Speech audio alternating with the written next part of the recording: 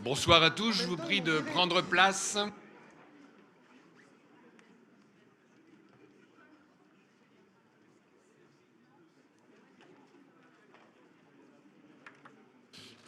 Il est 18h15, je déclare ouverte cette séance du Conseil de communauté. Je vous propose de désigner Madame Séverine Vic comme secrétaire de séance. Pas d'opposition, je vous en remercie. Je vais maintenant faire procéder à l'appel des membres de notre Assemblée et demander à Madame Vic d'assurer cette charge. Madame Vic, vous avez la parole. Merci. Monsieur Roméo Ragazzo. Monsieur Bernard Westbecker.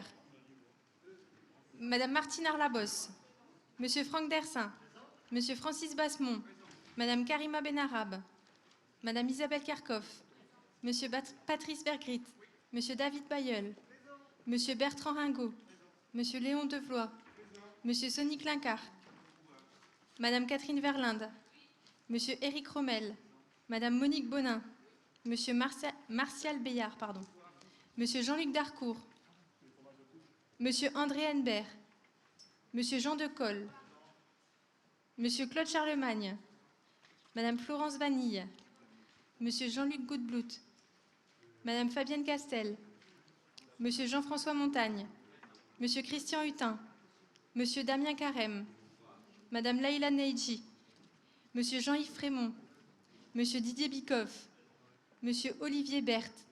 Monsieur Bernard Monté. Monsieur Yves McClive. Madame Sabrina Kelaf. Monsieur Bernard Faucon. Monsieur Jean-Philippe Titeka. Monsieur Pascal Lequin. Madame Isabelle Marchilly. Madame Isabelle Fernandez. Madame Josiane Algoët. Madame Barbara Bayeul-Rochard. Madame Mélanie Lemaire. Madame Patricia Lessieux. Monsieur Laurent Van Rekem. Madame Martine Coudeville. Madame Annette Disselkamp. Monsieur Régis Douillet. Madame Nadia Farissi. Monsieur Guillaume Florent. Monsieur Guy Lécluse. Madame Marie-Pierre Cavrois. Monsieur Yves Panquin. Madame Stéphanie Perrenne. Madame Catherine Serret. Monsieur Alain Simon. Monsieur Gérard Gourville. Monsieur Michel Tomazek. Monsieur Frédéric Vanille. Madame Alice Varé. Madame Marjorie Éloi. Madame Séverine Vic, présente. Madame Joëlle Croquet. Madame Claudine Dusselier. Madame Nicole Lustre. Monsieur Jean-Christophe Plaquet. Madame Marilyn Vandenbosch. Madame Claudine Barbier. Madame Laetitia Millois. Madame Martine Fortuit. Monsieur Philippe Emery. Merci Madame Vic, le quorum est atteint, nous pouvons donc délibérer. Depuis notre dernier conseil, l'actualité de notre agglomération a été particulièrement riche.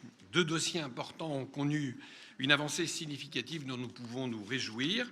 Je veux bien entendu parler d'abord de nos candidatures à l'appel à projet national territoire d'innovation, mais également notre candidature au programme national de rénovation urbaine porté par l'ANRU. Si je commence par le premier, le 5 juillet dernier, j'ai en effet eu le privilège de conduire notre délégation dunkerquoise à Paris pour y présenter le dossier intitulé « Dunkerque, l'énergie créative ». Ce dernier grand oral, si je puis m'exprimer ainsi, était la conclusion d'une procédure de 2 ans qui a mobilisé les principaux acteurs industriels du territoire aux côtés des collectivités locales. Les lauréats ont été annoncés le vendredi 13 septembre par le Premier ministre. Dunkerque, seul dossier des Hauts-de-France, fait donc partie des 24 candidatures retenues qui se partageront une enveloppe de 450 millions d'euros d'investissement. Avec une dotation globale de 37,5 millions, soit la 3e enveloppe au niveau national après 2 régions, Dunkerque est l'agglomération la mieux dotée des lauréats.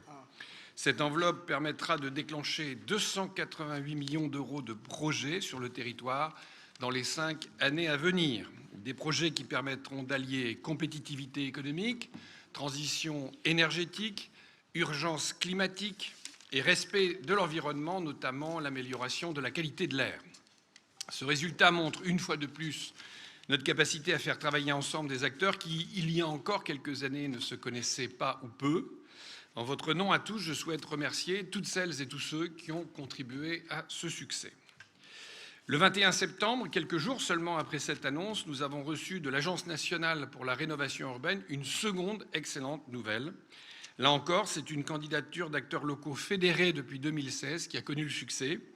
L'État nous accorde en effet 115 millions d'euros sur un investissement total de 330 millions pour le renouvellement urbain des quartiers de l'île Gentil et du Banc-Vert à Dunkerque, du secteur Jean-Barguin-Mer, de la cité Liberté et de la cité des Cheminots à Saint-Paul-sur-Mer, de l'îlot des Peintres à Grande-Sainte et du quartier de Grotte à Tétéguem. Il s'agit d'entamer une transformation profonde et durable de ces quartiers. Désormais s'ouvre le temps de la concertation avec les habitants. Les premières réunions publiques ont d'ailleurs déjà débuté. En matière d'enseignement supérieur, nous pouvons également nous réjouir d'avoir obtenu l'implantation de 2 nouvelles écoles d'ingénieurs sur notre territoire. David est fier de porter le t-shirt, porté par notre université et par l'Institut des mines Télécom. Voilà. Ces 2 formations vont étoffer l'offre locale dès 2020. L'ULCO accueillera des élèves ingénieurs en formation initiale en génie énergétique et environnemental, domaines dans lesquels l'expertise dunkerquoise n'est plus à démontrer.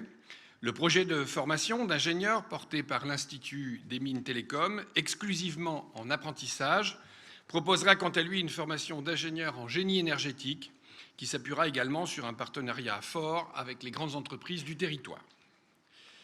Pour sa première saison estivale effective, notre Office du tourisme communautaire a enregistré de très bons résultats qui démontrent la dynamique engagée ces dernières années, avec une progression du nombre de visiteurs de près de 20% sur l'ensemble des différents accueils, alors même que la météo était plus maussade, très moyenne par rapport à l'an passé. Notre littoral confirme sa forte attractivité. Un plébiscite qui bénéficie également à ces hôteliers et restaurateurs qui réalisent de belles performances. En travaillant à l'essor du tourisme, nous renforçons un secteur qui représente des centaines d'emplois et qui va s'étoffer dans les années à venir. Vous avez pu voir d'ailleurs dans les statistiques nationales un article qui a fait référence à Dunkerque comme l'une des 10 destinations qui ont connu la plus forte progression touristique au cours des vacances de Toussaint. Vous voyez, comme quoi le tourisme à Dunkerque, ce n'est pas que l'été et que nous avons aussi à progresser dans la période plus hivernale. Infatigable combattant de la paix et du souvenir, Lucien Daillant nous a quittés le 17 septembre. Passionné d'histoire en général et de celle de Dunkerque en particulier, c'est ce goût de la transmission qui l'avait amené à contribuer à la création du mémorial du souvenir dans les courtines du Bastion 32. Je me souviens de son bonheur lorsque nous avons inauguré le musée 1940 Opération Dynamo en juin dernier, lui qui le faisait vivre et y accueillait toujours les visiteurs venus du monde entier découvrir notre histoire si singulière. En votre nom à tous, je tiens à présenter nos condoléances à sa famille. Inaugurée le 7 septembre, la nouvelle patinoire Michel Raffou a rapidement séduit un large public. Durant le mois d'août, la patinoire a ainsi accueilli 4 fois plus de patineurs que l'ancienne patinoire un an auparavant. Un mois plus tard, le 5 octobre, c'était au tour de Créwick de vivre une inauguration. C'est avec grand plaisir, André n'est pas là aujourd'hui, mais que nous nous sommes retrouvés aux côtés de notre collègue André Henbert pour découvrir la nouvelle maison de village. Autre réalisation achevée, le carrefour des Colombiers à l'entrée de Gravelines a également été finalisé cet été. Attendu depuis longtemps, l'aménagement d'un giratoire et la suppression des feux tricolores facilitent la circulation pour les nombreux automobilistes qui empruntent quotidiennement cette route.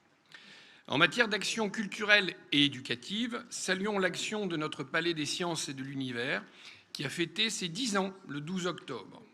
En une décennie, l'équipement communautaire a doublé sa fréquentation grâce au travail de tous les agents et animateurs scientifiques qui ont la passion de partager leur savoir, une passion de la transmission et de la pédagogie qui était celle de Roger Gouvard et qui anime aussi Léon Devois.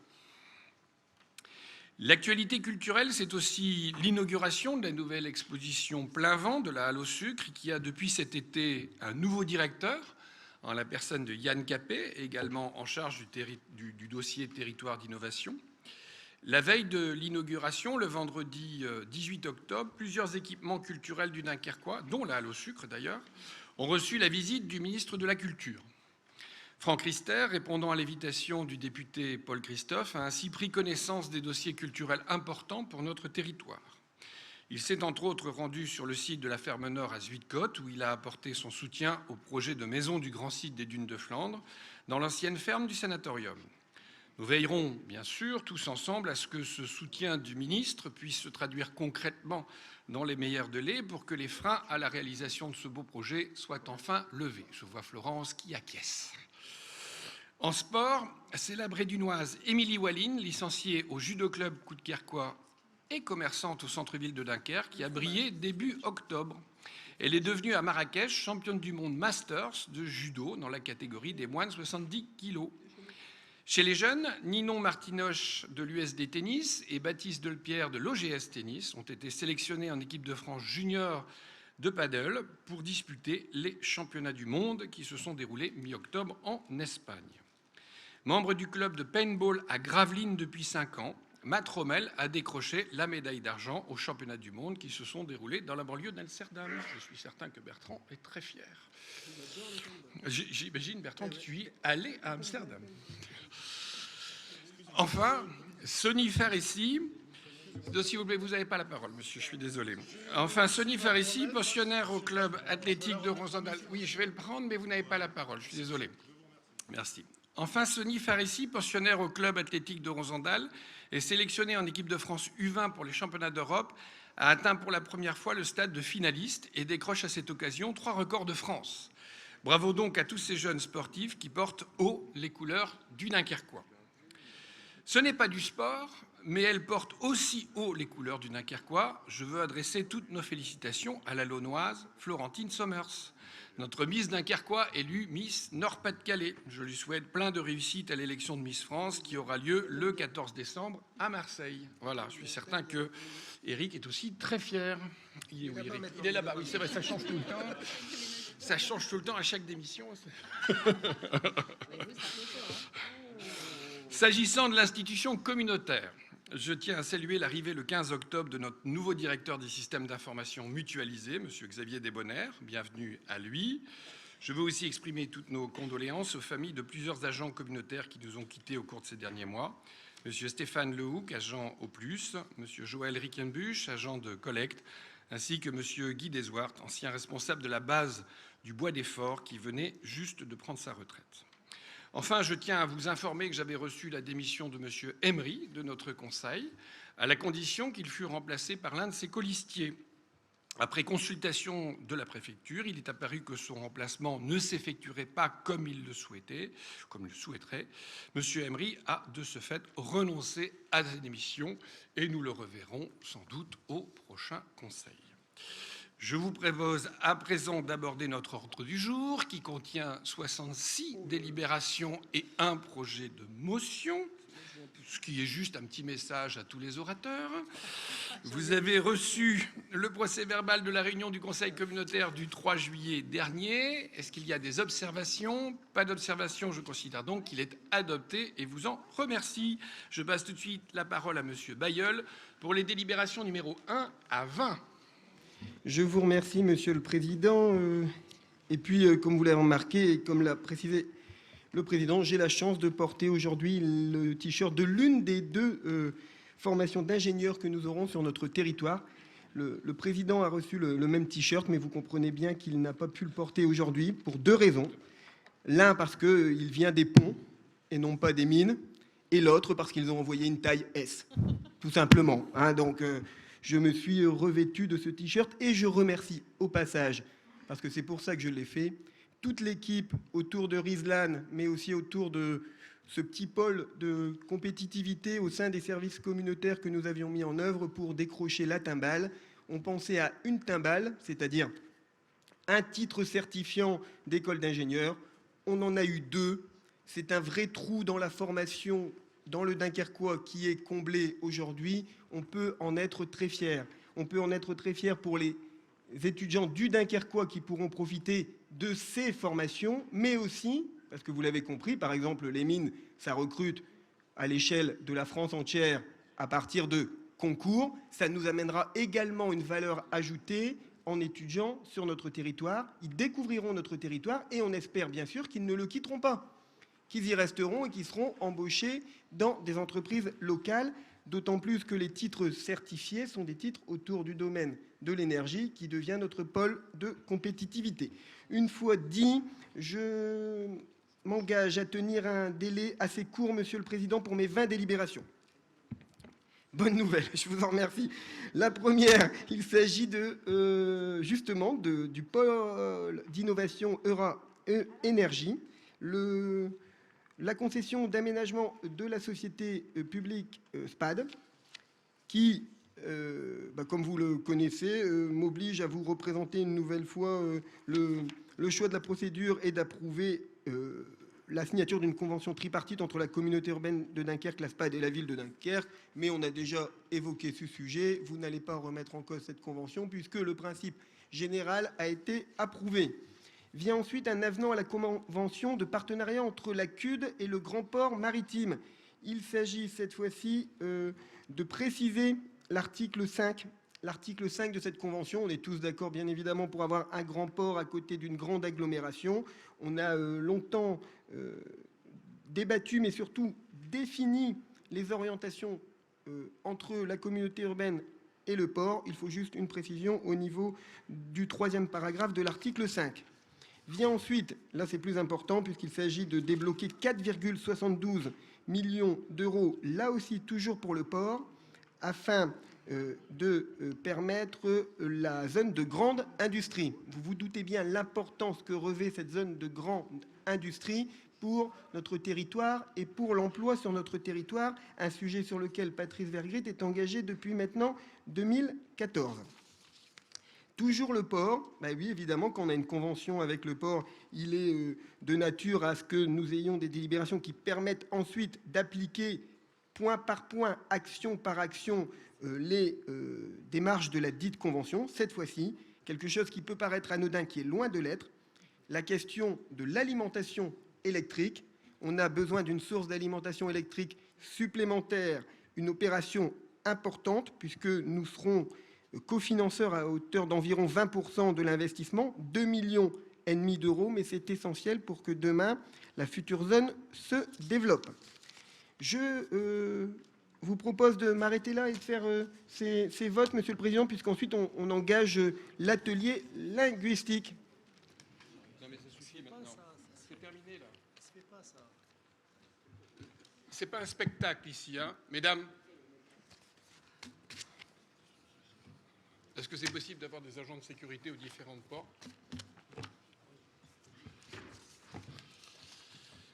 Bien.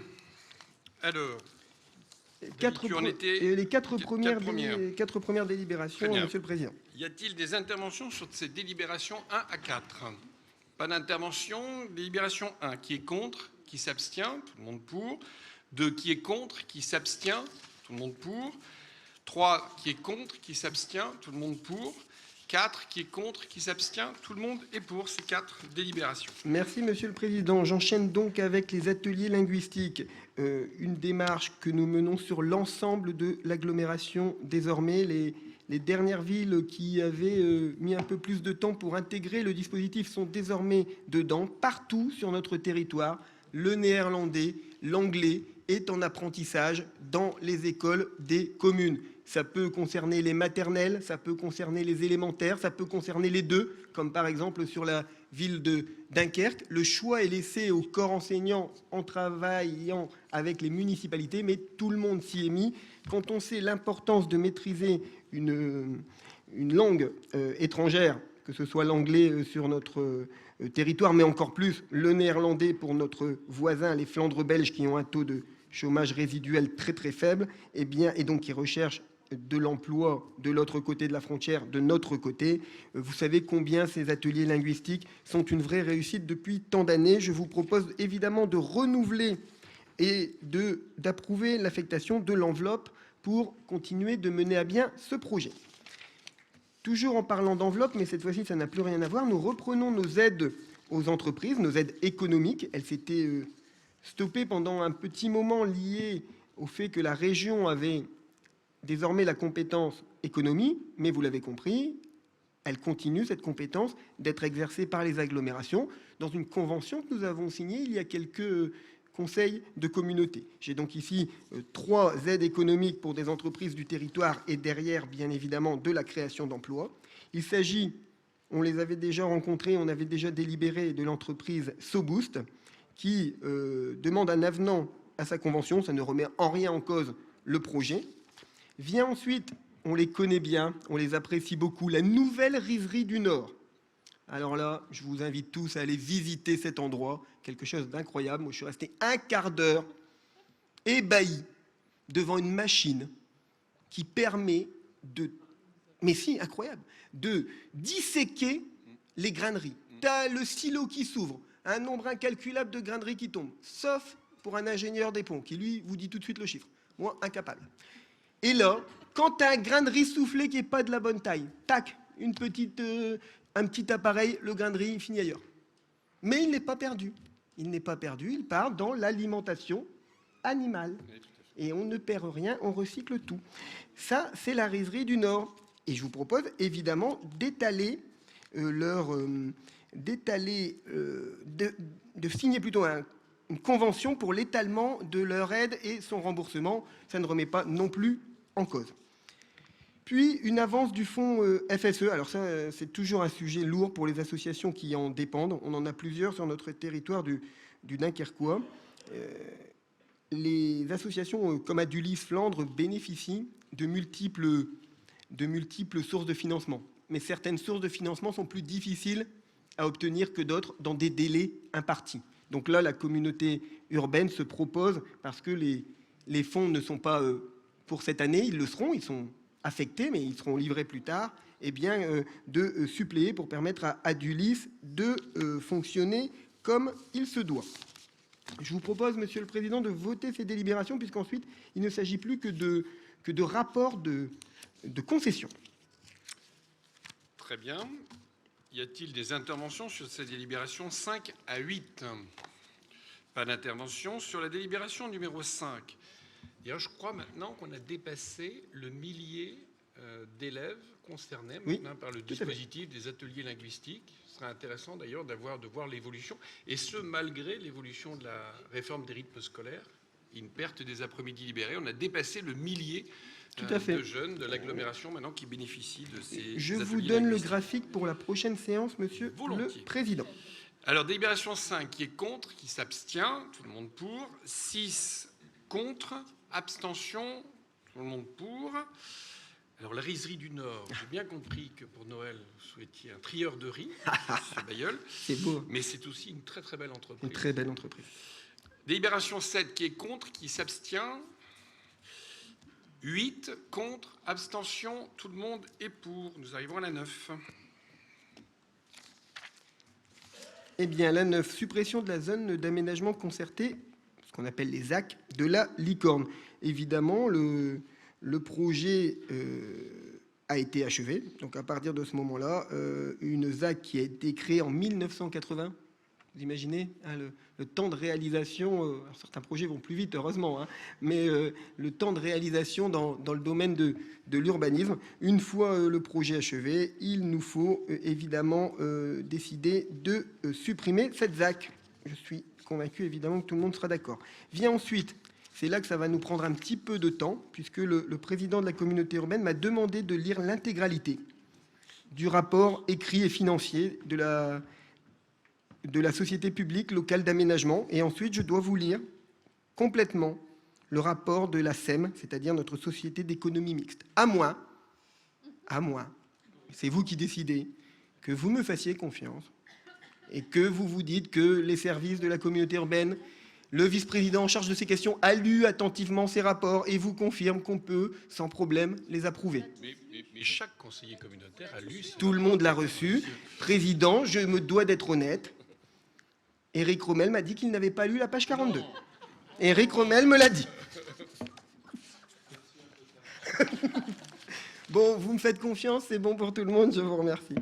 La ZAC de Bourbourg, ce dossier, j'en ai parlé il y a peu de temps avec ce cher Francis, ce dossier a redémarré. Ça a été compliqué, mais il a redémarré, même si on est encore là dans l'année où je dois vous dire qu'on est en stand-by, puisqu'on a toujours un an de décalage avec la réalité d'aujourd'hui, mais le projet est redémarré et cette ZAC, elle existera à Bourbourg. Vient la ZAC de la Grande Porte. Celle-là, vous la connaissez bien, elle a démarré depuis longtemps et je salue son maire dynamique, qui a mené au mieux mon voisin direct, où moi j'ai écrasé une larme. Quand j'ai lu ton dernière interview, Léon, et où tu as annoncé que tu ne repartais pas. J'ai écrasé une larme parce que notre travail en commun à la communauté urbaine et en tant que voisin a été un travail très, très profitable. Je tiens à te le dire. Il y a de l'amitié, bien plus que seulement une réponse politique lorsqu'on échange ensemble, et notre relation a toujours été des plus parfaites. Donc je tenais à te rendre ici ce petit hommage. J'en aurai un autre évidemment à la fin de ton mandat. Je te remercie. On s'embrassera après. On s'embrasse souvent avec Léon. La ZAC de l'écoparc du Banvert, vous le connaissez, je ne vous reparle pas de ce dossier. C'était les concessions automobiles qui devaient intégrer, elles sont en train de le faire pour l'année 2019, vous en êtes tous évidemment d'accord. Le parc industriel des REPDIC, Grande-Synthe, bien évidemment, plusieurs sujets lourds avec Qubit, Electromer ou SIT qui sont arrivés sur le site, un dossier qui fonctionne bien et encore quelques terrains à commercialiser. La ZAC du Guindal, on continue à l'ouest, mais on dépasse Grande-Synthe pour aller vers Gravelines. Le dossier est très suivi par le maire de Gravelines, très attaché au développement économique de son territoire. Il n'y a pas que Sportica 2, même si Sportica 2 l'intéresse fortement. Il y a également le développement économique. C'est suivi de très près. Et la société Trigone, qui est propriétaire des lots 14 et 15, il me demande si je suis dans les temps. Je ne peux quand même pas faire plus vite que de citer le nom de la société, du maire et de la commune.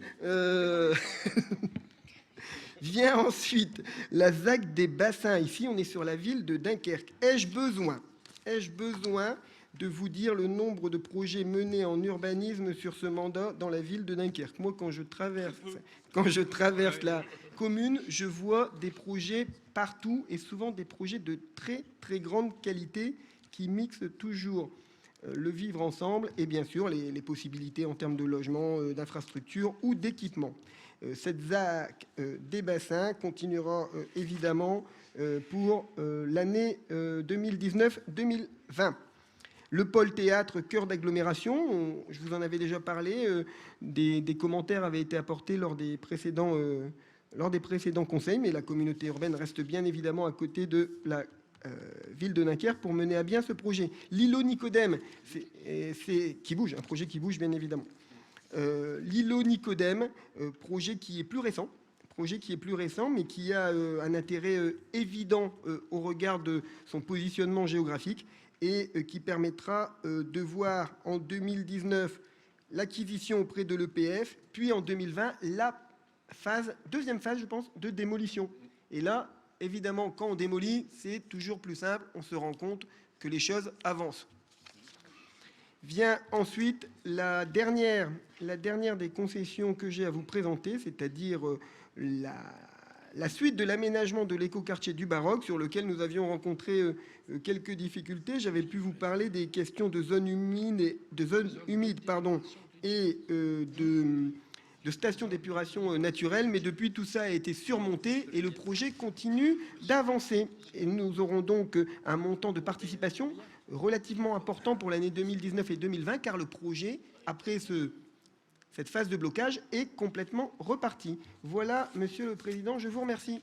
Merci. Sur ces délibérations 9 à 20, y a-t-il des interventions? Pas d'intervention. Délibération numéro 9, qui est contre, qui s'abstient, tout le monde est pour. Les délibérations 10 et 11 donc, font l'objet de rapports qui sont dans vos dossiers. Je rappelle aussi qu'ils ont été examinés en commission et donc, bien entendu, l'ensemble des conseillers communautaires qui le souhaitent ont pu avoir toutes les précisions. En tout cas, il n'y a pas de vote sur ces délibérations 10 et 11. Délibération numéro 12, qui est contre, qui s'abstient. 13 contre, abstention. 14 contre, abstention. 15 contre, abstention. Même vote pour 16 à 20. Je vous en remercie. Madame Kerkhoff, vous avez délibération 21 à 24. Oui, merci, Monsieur le Président. T'as fini, ouais. T'as épuisé ton temps de parole. Délibération 21, il s'agit d'une convention de mise à disposition d'une partie des services de la ville de Dunkerque à la communauté urbaine. C'est dans le cadre de l'ANRU. Vous le savez, on est passé en CNE le 4 juillet 2019. Et dans le cadre du projet de renouvellement urbain, c'est près de 1600 ménages qui devront être relogés dans les années à venir.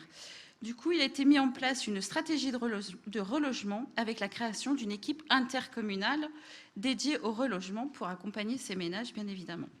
Il y a un cofinancement par les bailleurs sociaux et l'équipe est composée d'une coordinatrice relogement basée à la communauté urbaine ainsi que des médiateurs sociaux. Dans ce cadre-là, certains de ces médiateurs sont des mises à disposition par les communes, dont la ville de Dunkerque.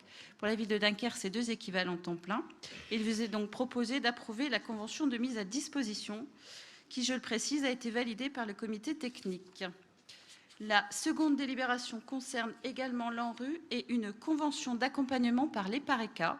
L'EPARECA est un établissement public national d'aménagement et de restructuration des espaces commerciaux et artisanaux pour des projets de redynamisation et ou de création d'une offre commerciale sur les quartiers Cité Liberté à Saint-Paul-sur-Mer et de Grotte à Tétéghem.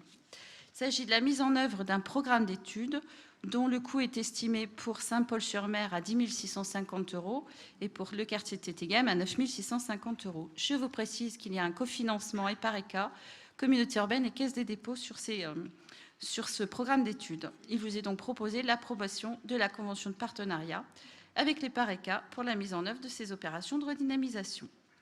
Et j'en profite pour me joindre aux félicitations de Monsieur le Président en début de séance pour féliciter et donner un coup de chapeau aux équipes ANRU de la communauté urbaine parce que depuis plusieurs mois, ils ont fait vraiment un gros travail. Je poursuis, Monsieur le Président. Alors, la délibération suivante, on va changer de casquette et on va partir un peu sur le numérique. C'est une délibération qui vous a déjà été proposée au mois de février 2019. Il s'agissait du reversement de subventions des fonds FEDER de la région pour les tiers-lieux numériques. Où il y avait le Spark Lab au Jeu de Maille et l'association Andivie à Bourbourg. Tiers-lieu d'ailleurs qu'on a inauguré récemment et c'est vraiment, je vous invite tous à y aller parce que c'est vraiment formidable ce qu'ils font.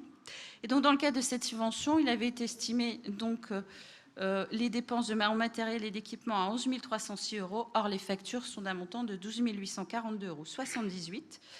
Donc, je vous rappelle que sur les fonds FEDER, ils bénéficient de 50% de la facture. Et donc, la CUD percevra de la région 6 421 € au lieu des 5 653. Il vous est donc proposé de reverser ces 768,39 € aussi au titre du complément de subvention. Et j'en termine avec le rapport, les bilans 2018 du schéma de mutualisation. Je vous fais grâce de toutes les données. Je vous rappelle que 6 services communs ont été créés depuis 2015, les autorisations d'urbanisme, les archives, les systèmes d'information, les garages pour les véhicules légers et le matériel agricole, et le service de prévention santé au travail. Il a été également réalisé des prestations de services et des mises à disposition par conventionnement avec les communes. C'est le réseau des balises, c'est l'intervention hygiène et sécurité dans les cantines et les crèches et les maisons de retraite, c'est les plans communaux de sauvegarde avec leurs exercices, ainsi que l'élaboration des cartes de bruit. Je vous rappelle pour mémoire le logiciel Greenfish qui permet un contact entre les communes et la communauté urbaine. Ensuite, nous avons aussi réalisé 4 actions de prestation de services, mise en place d'un réseau d'acheteurs publics, d'un conventionnement avec l'UGAP, la mise en place également d'un observatoire des prix. En ce qui concerne les ressources humaines, mise en place d'un réseau des agents chargés de la formation, et ensuite un certain nombre d'outils sur la valorisation de l'agglo par le biais de la culture et du sport. Et enfin, la mise en place des communautés professionnelles extrêmement recherchées, et un blog juridique de veille a été également mis en place. Il s'agit simplement pour cette dernière délibération de prendre acte du rapport. J'en ai terminé, Monsieur le Président. Merci. Des interventions sur cette délibération 21-24 ? Pas d'intervention. 21 qui est contre, qui s'abstient. 22 contre, abstention. 23 contre, abstention. 24 contre, abstention. Je vous en remercie. Monsieur Montagne, en l'absence de Monsieur Bayard, je vous passe la parole pour les délibérations 25 à 31. Merci, Monsieur le Président. D'abord, une question. Savez-vous ce que vous faisiez le 22 mars 2018 ? Voilà. Donc le 22 mars 2018, vous votiez tous ici une délibération cadre sur la politique alimentaire et agricole. Une délibération qui est extrêmement importante puisqu'elle va nous engager, un certain nombre d'actions. C'est donc cette délibération 25, l'appel à candidature pour l'installation de projets en agriculture biologique sur 2 terrains agricoles communautaires, un à Coudekerque-Branche et un autre à Grande-Synthe. Alors, cette délibération cadre que nous avons votée tournait autour de 4 axes, à savoir accompagner le développement de pratiques agricoles durables, développer les circuits courts alimentaires de proximité et biologiques pour créer de l'emploi local, remettre ce que l'on mange là où on vit et encourager les pratiques alimentaires favorables à la santé. Propriétaire de terrains agricoles, la CUD souhaite accompagner le développement de projets d'agriculture biologique par la mise à disposition de terres. Un premier appel à candidature, vous en souvenez, a eu lieu en novembre dernier pour la mise à disposition d'une parcelle agricole de 2,4 hectares sur la commune de Tétéghem, Coudekerque Village. Ce nouvel appel à candidature donc concerne 2 nouveaux terrains, un à Coudekerque-Branche et un autre à Grande-Synthe. Donc le conseil de communauté, après avoir entendu ceux qui précèdent, approuve le lancement de 2 nouveaux appels à candidature projets agricoles bio. Je continue avec la délibération 26 et le contrat de transition écologique. Alors les contrats de transition écologique, appelés CTE, existent depuis 2018. Ils incarnent la volonté de l'État d'engager avec les territoires, les entreprises et les citoyens un contrat sur 3 objectifs. Démontrer par l'action que l'écologie est un moteur de l'économie et développer l'emploi local par la transition écologique. Agir avec tous les acteurs du territoire, publics comme privés, pour traduire concrètement la transition écologique. Accompagner de manière opérationnelle les situations de reconversion industrielle d'un territoire. En cohérence avec les priorités du projet communautaire, la communauté urbaine de Dunkerque a fait le choix de s'associer à la communauté de communes des Hauts-de-Flandre dans l'élaboration d'un contrat de transition écologique. Cette candidature a été officiellement retenue par l'État le 9 juillet 2019. La signature de ce contrat en cours d'élaboration est prévue avant la fin de l'année 2019. Délibération 27, l'attribution d'un fonds de concours à la ville de Grande-Synthe au titre du fonctionnement du centre d'initiation à l'environnement. La communauté urbaine de Dunkerque est déterminée à relever les défis du dérèglement climatique et de la transition écologique. À travers son plan Air, Climat, Énergie territoriale, la CUD souhaite engager un programme d'action partenariale mobilisateur. Elle a également mis en place sur son territoire une stratégie locale en faveur de la biodiversité visant à réunir les acteurs locaux autour d'objectifs communs. Pour atteindre ces objectifs, la communauté urbaine de Dunkerque doit mobiliser l'ensemble des acteurs du territoire, sensibiliser les habitants et favoriser les changements de comportement au sein de la population. L'action du centre d'initiation à l'environnement du Pitouk, équipement de la ville de Grande-Synthe, s'inscrit parfaitement dans ce cadre.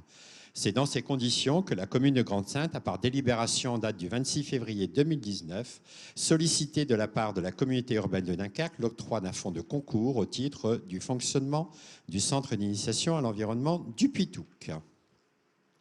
Je continue. Alors, la délibération 28, alors je ferai un peu comme monsieur Bailleul, hein, voilà, hein. Voilà, je trouve aussi que c'est un bon exemple. Alors, en application du Code général des collectivités territoriales, les délégataires du service public de la fourniture et de la distribution de l'électricité ont rendu leur rapport d'activité 2018. Ils proposent à l'Assemblée de prendre acte des différents éléments suivants relatifs à l'activité de la concession. Ces différents éléments, vous les retrouverez dans les documents joints que vous avez tous reçus et que vous avez bien sûr tous lus. Et vu en commission. Et vu en commission. Délibération 29, service public de la distribution du gaz naturel, après électricité, le gaz. Présentation du compte-rendu annuel d'activité 2018 du délégataire Gaz Réseau Distribution France, GRDF. Et donc, il est aussi proposé à l'Assemblée de prendre acte des différents éléments suivants relatifs à l'activité de la concession. Délibération 30. Je serai un peu plus long sur la délibération 30, qui est la Société d'économie mixte énergie Hauts-de-France, rapport d'activité 2018. Par délibération du 15 octobre 2015, le Conseil communautaire a décidé de participer à la création de la société anonyme mixte locale dénommée SEM Énergie Hauts-de-France, dont l'objet social porte sur le développement des énergies renouvelables thermiques ou électriques en Hauts-de-France. Cette société vise principalement à accompagner les projets des collectivités locales à travers la réalisation d'études de potentiel, de faisabilité ou de contre-expertise et de prendre les participations au capital de sociétés locales de production d'énergie renouvelable. Alors, notons en 2018, quelque chose qui nous concerne pour notre agglomération, la décision d'investir dans la société Arciel pour le projet de construction d'un réseau de chaleur énergie fatale à Grande-Synthe. Et je vous laisse retrouver les autres projets 2018 dans le rapport d'activité. Et pour finir, la 31 et le rapport annuel de développement durable 2019. Cette présentation de rapport est une obligation avant le budget prévisionnel 2020 et ce rapport vient souligner l'approche intégrée des politiques communautaires au regard des 5 finalités de la stratégie nationale de développement durable que je vais vous reprendre ici. Lutter contre le changement climatique, favoriser la cohésion sociale et la solidarité entre territoires et générations, préserver la biodiversité, les milieux et les ressources, viser l'épanouissement de tous les êtres humains, encourager des modes de production et de consommation durables. Ce rapport de 2019 a été construit en replaçant le citoyen au cœur des politiques publiques. Alors je vais prendre quelques exemples, il y a 10 items, j'en ai pris 3 un peu au hasard tellement ce rapport est riche. Le premier item, mieux économiser l'eau et l'énergie. C'est notamment grâce à l'extension du réseau de chaleur ou alors aussi avec le projet éolien offshore. Mieux se déplacer avec la mise en place d'un nouveau schéma directeur cyclable qui est en train de se mettre en place et bien sûr le succès du nouveau réseau de bus et de la gratuité de ce réseau de bus. Un autre point, mieux se loger, tout à l'heure Isabelle en a parlé, c'est bien sûr le nouveau programme de renouvellement urbain qui a toute son importance. Alors j'aurais pu détailler beaucoup plus ce rapport tant il est riche et tant il montre la volonté de la communauté urbaine de mettre en avant le développement durable dans sa politique et dans toutes ses actions au quotidien. Et je vous invite vraiment à lire ce rapport développement durable. Il fait moins de 30 pages. Et véritablement, je voulais remercier les services qui ont fait un travail de clarté et un vrai travail pédagogique, un vrai travail de présentation. Il est vraiment très agréable à lire, ce qui n'est pas toujours le cas de tous les rapports que nous avons quelquefois à lire. Ils sont intéressants, mais des fois, ils sont un peu indigestes. J'en ai terminé, Monsieur le Président. Merci. Des interventions sur ces délibérations ? Sur la délibération numéro 25, qui est contre, qui s'abstient. 26, qui est contre, qui s'abstient. 27, qui est contre, qui s'abstient. Tout le monde est pour ces 3 délibérations. Les 4 autres, étant des présentations de rapports, ne font pas l'objet de vote. Madame Khelaf, pour la délibération numéro 32.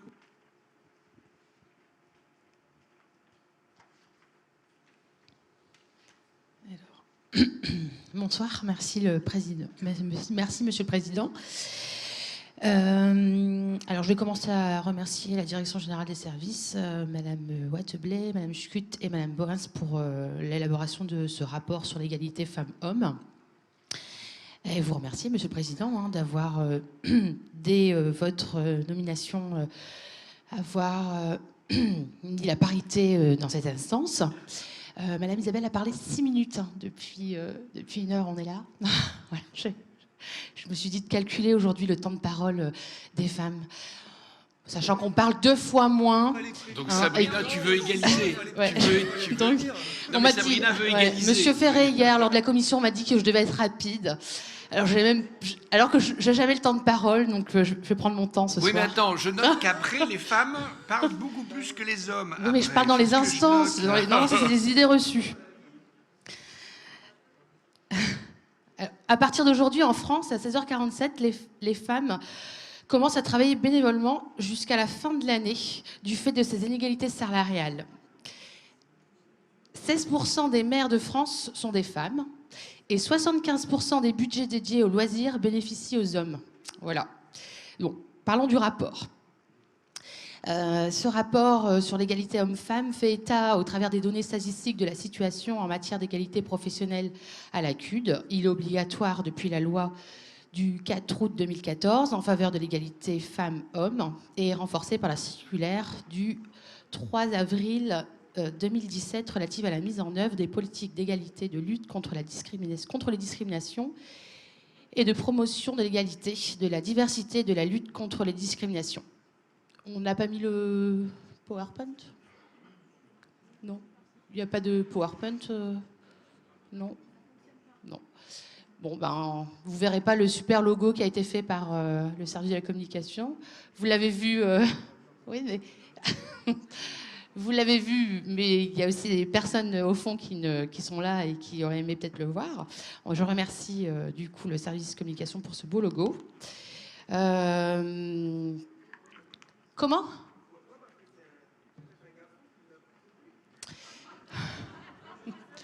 Mais sachant que l'effectif de la CUD est de 36% de femmes, forcément, ça doit être... ouais, il y a plus de chances que ce soit un garçon. C'est une femme ? Bon, merci.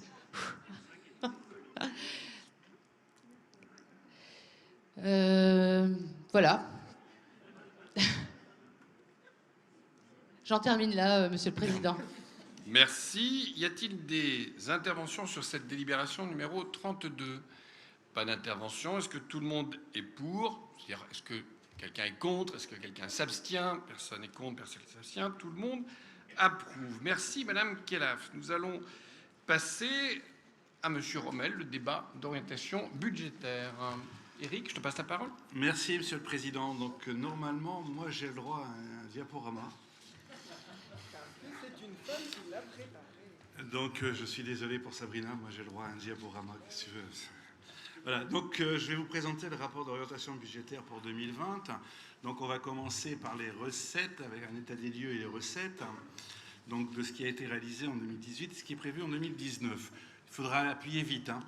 Donc voilà, au niveau des recettes réelles de fonctionnement, on voit une augmentation de 4,9 millions d'euros qui représente à peu près 1,10%, dont 2,96 millions d'euros de fiscalité et puis ensuite d'autres produits, en particulier du budget transport. En ce qui concerne les dépenses, nous avons des dépenses réelles de fonctionnement qui sont en hausse de plus 1,6 million d'euros. Hein, donc si on prend les grands mouvements qu'il peut y avoir dans les dépenses, on a moins 9,2 millions d'euros parce que nous n'avons plus les charges exceptionnelles pour le contentieux Arcelor et Polymérie. Par contre, nous avons plus 1,1 million de dotation de solidarité communautaire dont nous allons parler après et plus 8,6 millions d'euros qui est de dépenses au niveau du transport. Donc, on pourrait dire aussi, c'est ce qui est le plus important dans ce débat d'orientation budgétaire et dans ce qui a été réalisé, c'est les dépenses d'équipement qui ont été très soutenues sur la période 2016 à 2019. C'est 332 millions d'euros qui ont été investis au sein de la communauté urbaine de Dunkerque. Donc en moyenne 83 millions d'euros. Je vous demande de retenir ce chiffre parce qu'on en reparlera sans doute après. Donc la situation financière pour fin 2019.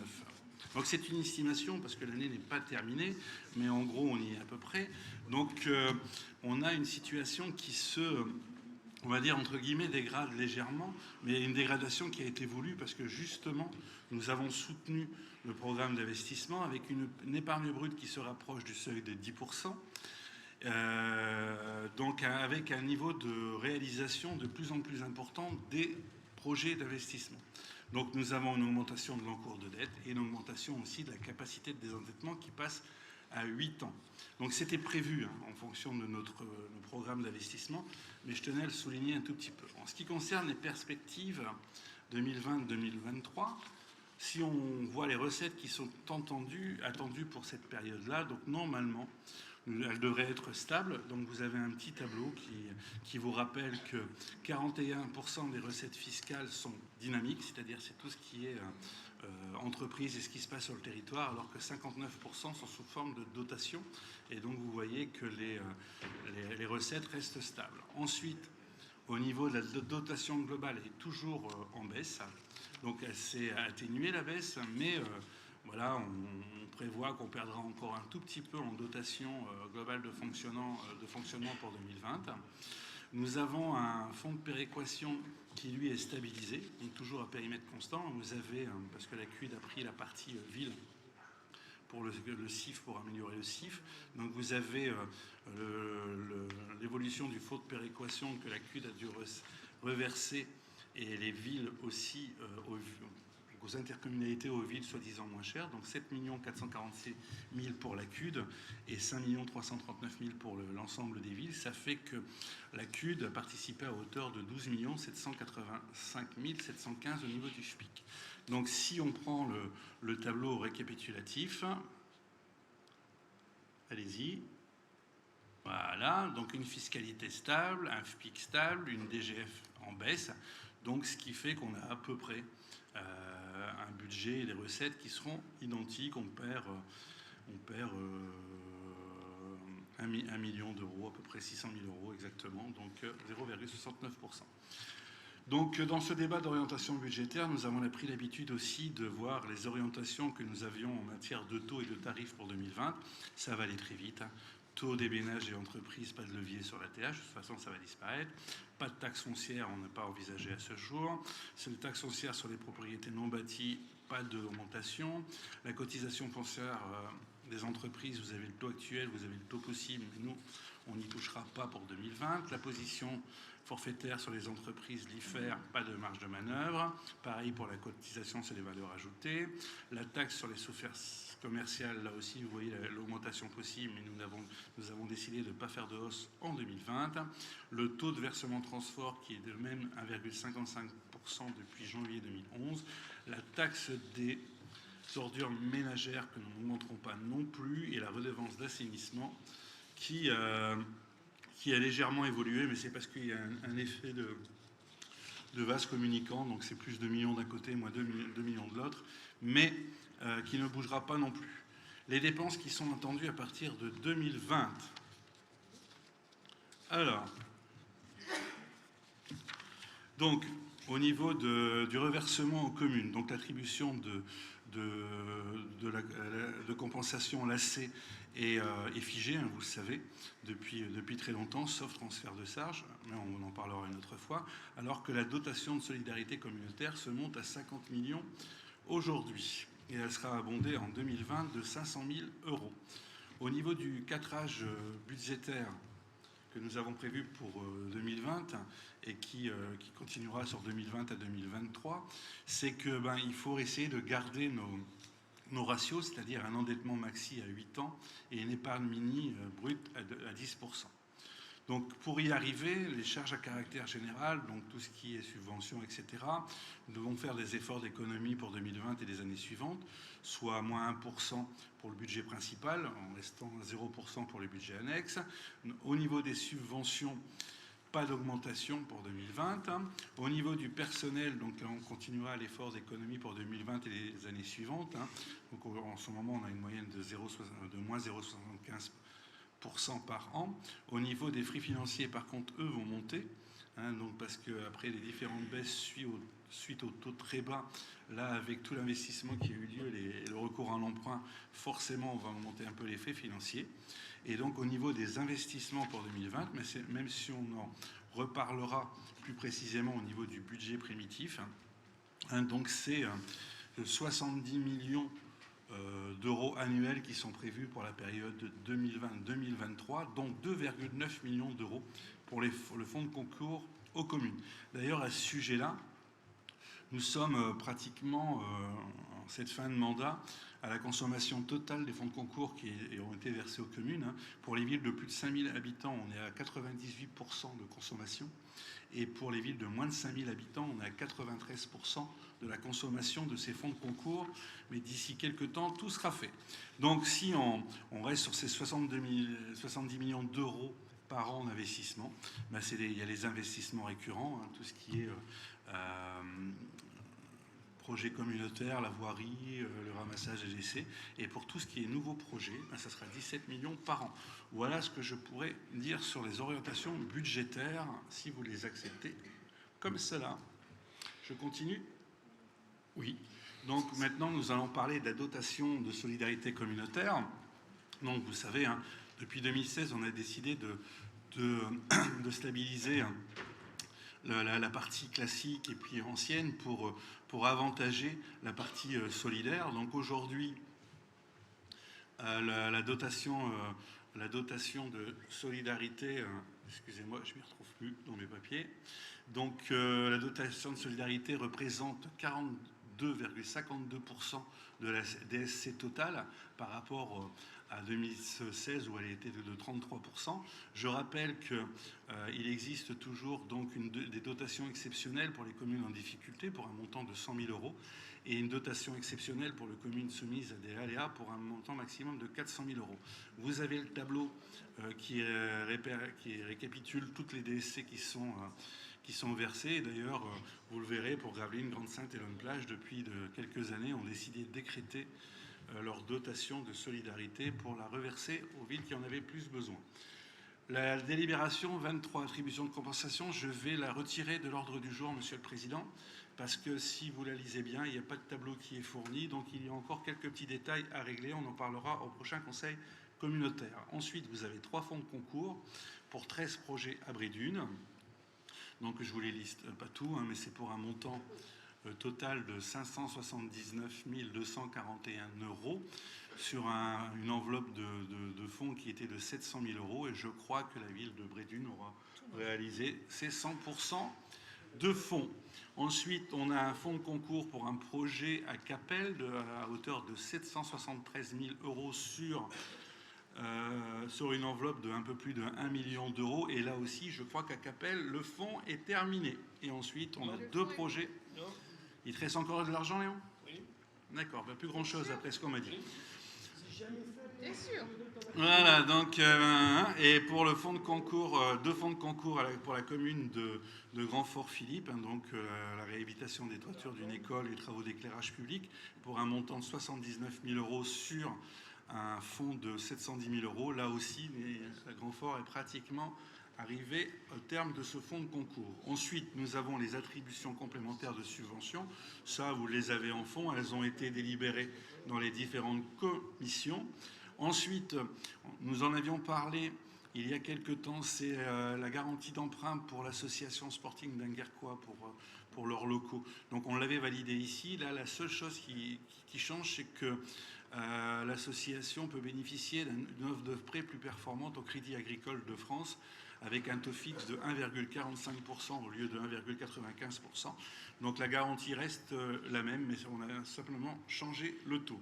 Et enfin, la décision modificative, vous en avez l'habitude. Il y a en fonctionnement une augmentation des dépenses de 2 748 100 € et 46 cents et une augmentation des recettes de 2 337 108 € et 27 cents. Et en investissement, 5 millions de diminution de dépenses et une augmentation de recettes de 3,6 millions. Vous les avez décomposés par différents budgets et je ne vais pas tous vous les lister. Ça permet de faire des plus et des moins au niveau des emprunts. Vous avez le tableau, vous avez toutes les pages, donc comme vous les avez lues avec attention, je pense que si vous avez des questions à poser, vous pourrez les poser. Voilà. Merci. J'ouvre d'abord la discussion sur le débat d'orientation budgétaire. Y a-t-il des interventions de groupe ? Madame Vanille, Monsieur Bailleul, vas-y Florence. Je vais prendre les orateurs. Merci Monsieur le Président. Monsieur le Président, j'interviens au nom du groupe Rassemblement Républicain pour le littoral en mouvement. Je voudrais d'abord m'exprimer sur le contexte national dans lequel nous devons préparer notre budget. Celui-ci reste incertain, voire préoccupant. Depuis le début du mandat, nous avons dû faire face à la diminution constante de la dotation globale de fonctionnement. Demain, nous devrons nous confronter aux effets de la disparition de la taxe d'habitation et de nombreuses modifications de taxation décidées par l'État. Celles-ci ne doivent pas se faire au détriment de l'équilibre financier des collectivités locales qui assurent des missions de plus en plus larges au service des habitants et de notre économie. L'investissement local et les services publics de proximité ne doivent pas être considérés comme des mécanismes de variables d'ajustement sur les dotations. Ceci étant dit, nous constatons à l'exposé du débat d'orientation budgétaire que cette situation ne nous empêche pas de nourrir des ambitions toujours plus fortes pour le Dunkerquois. Cette volonté de redynamiser le territoire se traduit concrètement dans les mesures mises en œuvre ces dernières années. Parmi les réalisations marquantes dont nous pouvons être fiers, je veux citer entre autres la nouvelle patinoire Michel Rafou, inaugurée cet été, la maison de l'entrepreneuriat La Turbine au cours de réalisation, les nouvelles véloroutes qui maillent notre agglomération d'est en ouest, ou la valorisation de nos espaces naturels comme le parc de l'Estran ou le lac de Téteguem. Les avancées sur les dossiers de classement des dunes de Flandre comme grand site de France, sujet qui m'est cher, doivent aussi être soulignées. Cette année 2019 a aussi vu des améliorations significatives en matière de voirie et de circulation avec les réalisations tant attendues du carrefour des Colombiers à Gravelines ou celui des 7 planètes à Capelle-la-Grande. Avec les bus gratuits, mesure phare de notre mandat plébiscité par le grand public, la révolution des mentalités que nous avons initiée en matière de mobilité aura incontestablement des effets positifs à long terme. Le budget en préparation nous permet de poursuivre le développement du bus gratuit pour proposer aux habitants un service toujours plus adapté à leurs besoins.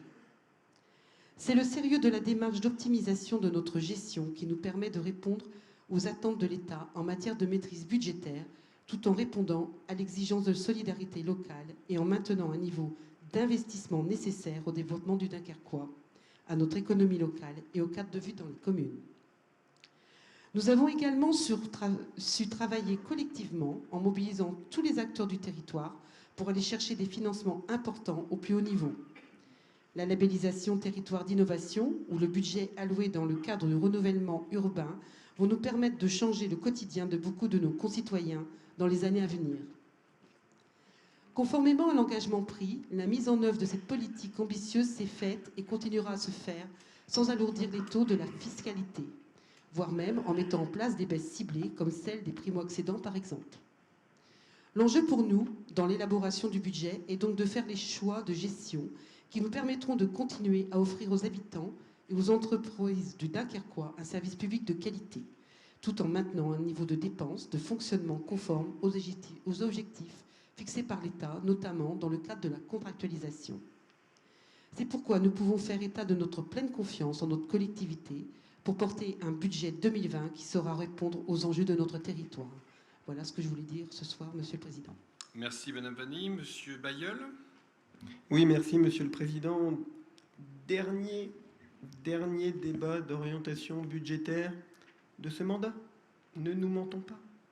Félicitations tout d'abord pour le travail effectué par les services, mais aussi la qualité toujours pédagogique d'Éric Rommel, maire de Lonne-Plage, qui a repris en cours de mandat les finances et qui à chaque fois nous permet de maîtriser les grands axes, les principales actions, les principales recettes sans rentrer dans le détail comptable des chiffres qui pourraient nuire à ce type de débat.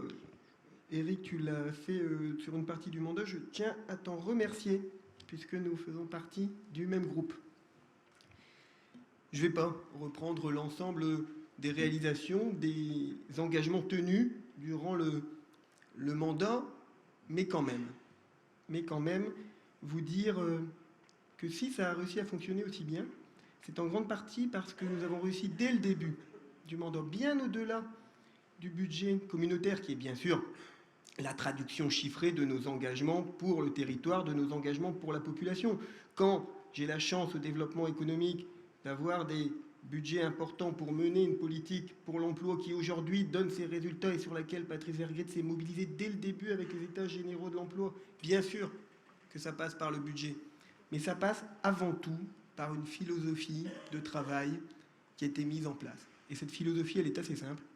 L'ensemble des maires, accompagnés par le conseil de communauté, l'ensemble des maires a tiré dans le même sens. C'est pour ça qu'on a réussi tout au long du mandat. Alors, tous ceux qui ont annoncé qu'ils ne se représenteraient pas, je leur tire un grand coup de chapeau et je les en remercie. Tous ceux qui vont continuer, je leur souhaite à titre personnel de les retrouver autour de cette table pour mener à bien la suite de la politique communautaire et avoir nombre de débats d'orientation budgétaire supplémentaires, et bien sûr au président de la communauté urbaine, mais comment ne pas lui dire, le remercier d'avoir mis en place cette manière de gouverner. Aujourd'hui, on a l'impression qu'elle est établie depuis toujours, mais certains d'entre nous, pour avoir connu d'autres fonctionnements, peuvent vous le dire, c'était quand même très novateur pour notre communauté urbaine. Et tout ce que tu dis, tout ce que tu traduis, c'est exactement ce qui a été mis en place dès le départ. Tout passe par cette gouvernance. Le terme paraît toujours un petit peu complexe et pompeux, mais tout passe par cette manière d'agir et cette manière de faire, et ça, on le doit véritablement, je tiens à vous le dire, dès le premier jour à Patrice Vergrit. Donc c'est peut-être le débat d'orientation budgétaire, mais aussi, c'est aussi et surtout un grand remerciement à Patrice pour cette gouvernance. Merci David. Alors on s'embrassera après comme avec Léon. Oui, comme d'habitude. Faut voir si tu préfères Léon ou moi, hein, faut choisir. Y a-t-il d'autres orateurs sur le débat d'orientation budgétaire? Non. Y a-t-il des interventions sur délibération 34 à 41? Pas d'intervention sur la délibération 34. Qui est contre? Qui s'abstient? Tout le monde est pour. La 35, donc j'ai bien entendu Eric, tu l'as retirée. On l'examinera au prochain conseil, pas de souci. 36, qui est contre? Qui s'abstient? Tout le monde est pour? Est-ce que tout le monde est pour les délibérations jusqu'au 41? Ben écoutez, je vous en remercie. On arrive, Madame Arlabos, la délibération numéro 42. Merci, Monsieur le Président. Donc, délibération sur la candidature de la communauté urbaine au label Terre de Jeux 2024. Donc, dans le cadre des Jeux olympiques et paralympiques de Paris 2024, le comité d'organisation des JO a ouvert la candidature au label Terre de Jeux 2024 et a la possibilité de devenir centre de préparation aux Jeux. Le label officiel viendra récompenser chaque territoire engagé dans une démarche globale autour des Jeux sur la base d'engagements concrets qui porteront à la fois sur le déploiement des actions de Paris 2024 et sur le lancement de nos propres initiatives, comme par exemple la démultiplication des programmes pour valoriser les bienfaits du sport en matière d'éducation, de santé, d'inclusion et de cohésion sociale, l'animation de notre agglomération à travers les événements et célébrations autour des Jeux Tokyo 2020, Paris 2024, la célébration de la journée olympique et la semaine olympique dans les écoles, l'accompagnement des clubs et des athlètes locaux. Après avoir rencontré les élus au sport des communes, je propose que la communauté urbaine de Dunkerque dépose une candidature pour l'obtention du label Terre de Jeux 2024 et devenir centre de préparation aux Jeux. Merci. Des interventions? Qui est contre? Qui s'abstient? Tout le monde est pour. Je vous en remercie. Monsieur Bassemont, délibération 43 et 44.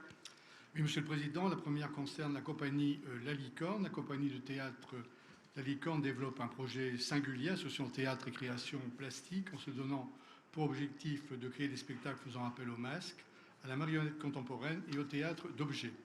Inauguré en 2015, son centre de création de la marionnette contemporaine et du théâtre d'objets est un lieu de fabrique, de recherche et d'échange pour La Licorne et les compagnies artistiques qui y sont accueillies.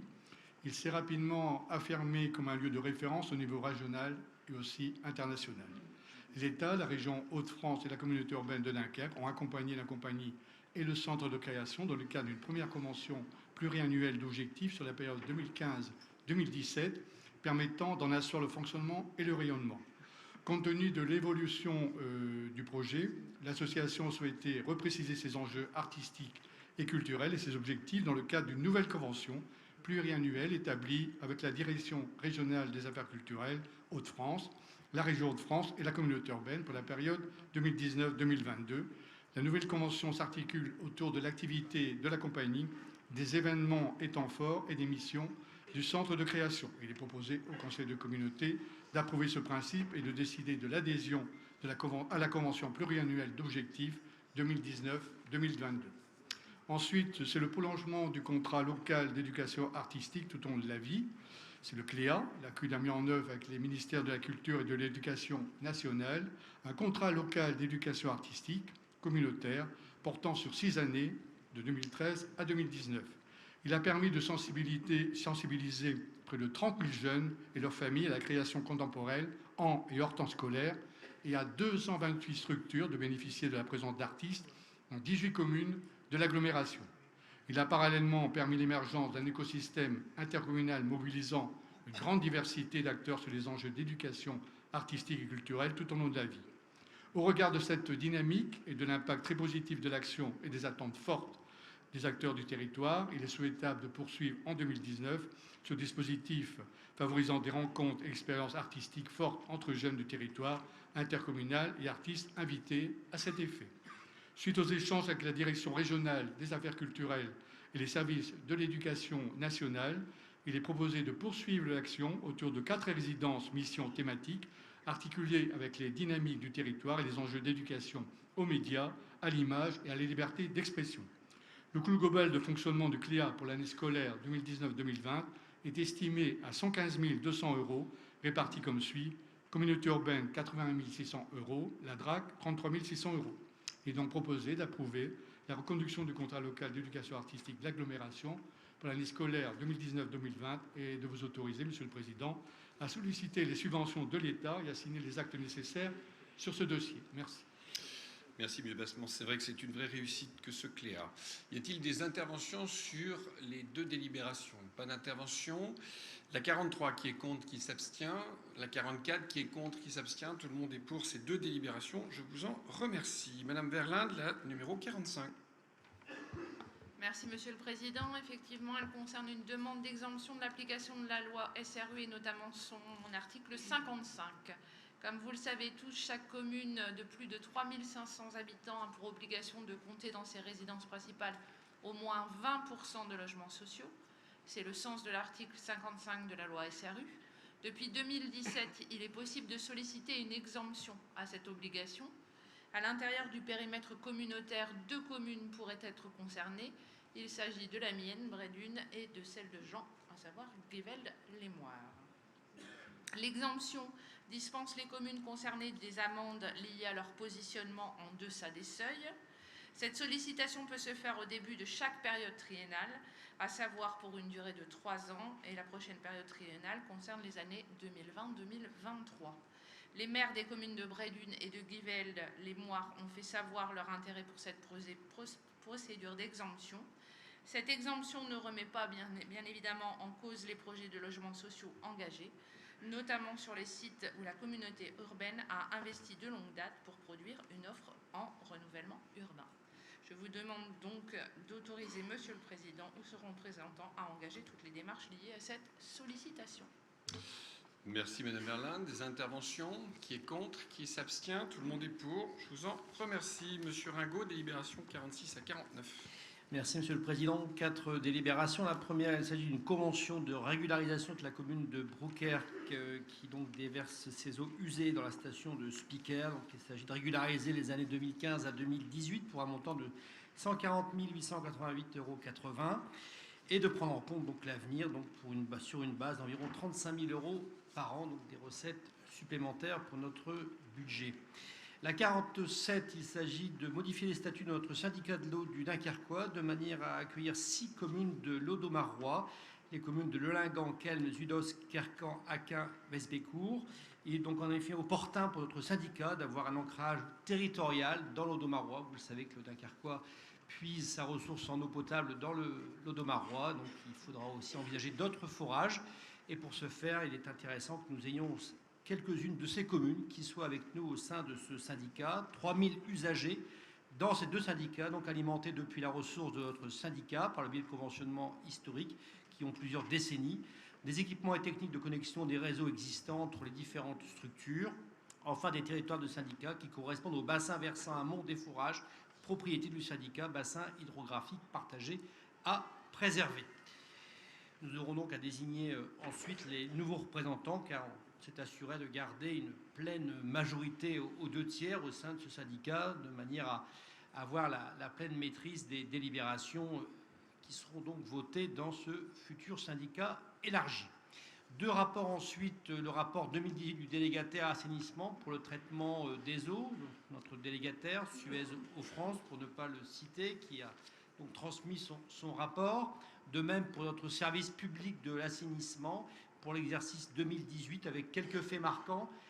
Certification ISO 9001 de toute notre équipe d'assainissement. Donc ça, c'est historique, c'est un point très important et un renouvellement également. L'étude de zonage assainissement des eaux usées qui a été finalisée, l'audit de révision quinquennale aussi, qui nous permettra d'avoir un avenant positif pour notre communauté urbaine, avec là aussi des recettes supplémentaires permettant des investissements complémentaires en termes d'assainissement. Nous en avons également la nécessité. Enfin, la signature d'un nouveau contrat de prestation de services pour l'exploitation de 6 stations d'épuration du secteur de Gravelines, contrat qui a été signé en avril 2018 et qui s'achèvera le 31 décembre 2022, au même moment que la délégation de services publics du secteur de Dunkerque. Nous ouvrons donc à une nouvelle DSP pour, si nous choisissons ce mode de gestion, pour le secteur assainissement collectif et non collectif, cette fois-ci de l'ensemble de la communauté urbaine, puisque historiquement, nous étions partagés entre deux secteurs. Voilà, Monsieur le Président, de façon synthétique, ces 4 délibérations. Merci. Y a-t-il des interventions sur ces 4 délibérations? Non. Délibération numéro 46, qui est contre, qui s'abstient. 47, qui est contre, qui s'abstient. La 48, il n'y a pas de vote. 49, qui est contre, qui s'abstient. Tout le monde est pour. Je vous en remercie. Monsieur Ragazzo, 3 délibérations. Oui, Monsieur le Président, avec votre permission, j'aurais souhaité, et par souci d'enchaînement cohérent, commencer par le rapport sur le prix et la qualité du service public des déchets, ensuite poursuivre avec le résultat de l'enquête de perception du service public des déchets, et enfin finir avec la 3e délibération sur la mise en œuvre du label de l'économie circulaire. Qui me dit mon consent, donc je suppose, Monsieur le Président, que vous m'autorisez à procéder de cette façon. Merci, Monsieur le Président. Je vais donc commencer par le rapport concernant le service public des déchets. C'est un rapport cette année qui concerne l'année 2017-2018. Je ne vais pas prendre 2 fois plus de temps pour autant, mais l'année dernière, vous y avez échappé. Donc ce rapport sur 2 années, simplement pour permettre d'harmoniser le rapport que nous faisons ici et celui que nous avons avec l'ADEME qui se faisait à des moments différents. Donc nous allons tous toujours faire le rapport à la même période avec les mêmes bases. L'année prochaine, vous aurez un rapport sur l'année 2019. Alors, l'année 2017 nous a amené à restructurer un petit peu notre politique de déchets avec la création de la direction des déchets qui était auparavant attachée à celle de l'assainissement. Et puis nous avons mis en place une nouvelle stratégie de la politique de déchets. Je veux seulement rappeler que notre politique de déchets repose sur 4 axes: la réduction et la valorisation, l'approche participative, l'économie circulaire et la maîtrise des dépenses. Pour ceux qui souhaitent une précision, l'économie circulaire vise à augmenter l'efficacité de l'utilisation de ressources et à diminuer l'impact sur l'environnement, tout en développant le bien-être des individus. 3 grandes actions ont été développées: réorganisation de la collecte des bacs verts, renforcement des moyens en apport volontaire, une nouvelle stratégie économie circulaire et réduction et optimisation budgétaire. Quelques chiffres clés rapidement, je ne vais pas rentrer dans le détail, concernant 2017-2018. Nous collectons par an plus de 135 000 déchets ménagers, avec le porte-à-porte, les points d'apport volontaires et les déchetteries, en notant que globalement, nous diminuons les déchets collectés en porte-à-porte. Quelques éléments sur les moyens stratégiques. Vous constatez que nous avons plus de 1229 points d'apport volontaires, qu'ils soient aériens ou enterrés, que nous disposons de 193 435 bacs des 3 couleurs et que nous avons 254 agents qui sont mobilisés pour cette activité et 64 véhicules. En ce qui concerne la valorisation proprement dite, les 135 000 tonnes de déchets sont valorisés à 96,5%, ce qui est quand même quelque chose d'intéressant à souligner. Retenons que le CVE, le Centre de valorisation énergétique, nous envoie 46 597 mégawatts-heure, ce qui est quand même très important, et 2,5 millions de ressources, la vente de l'électricité.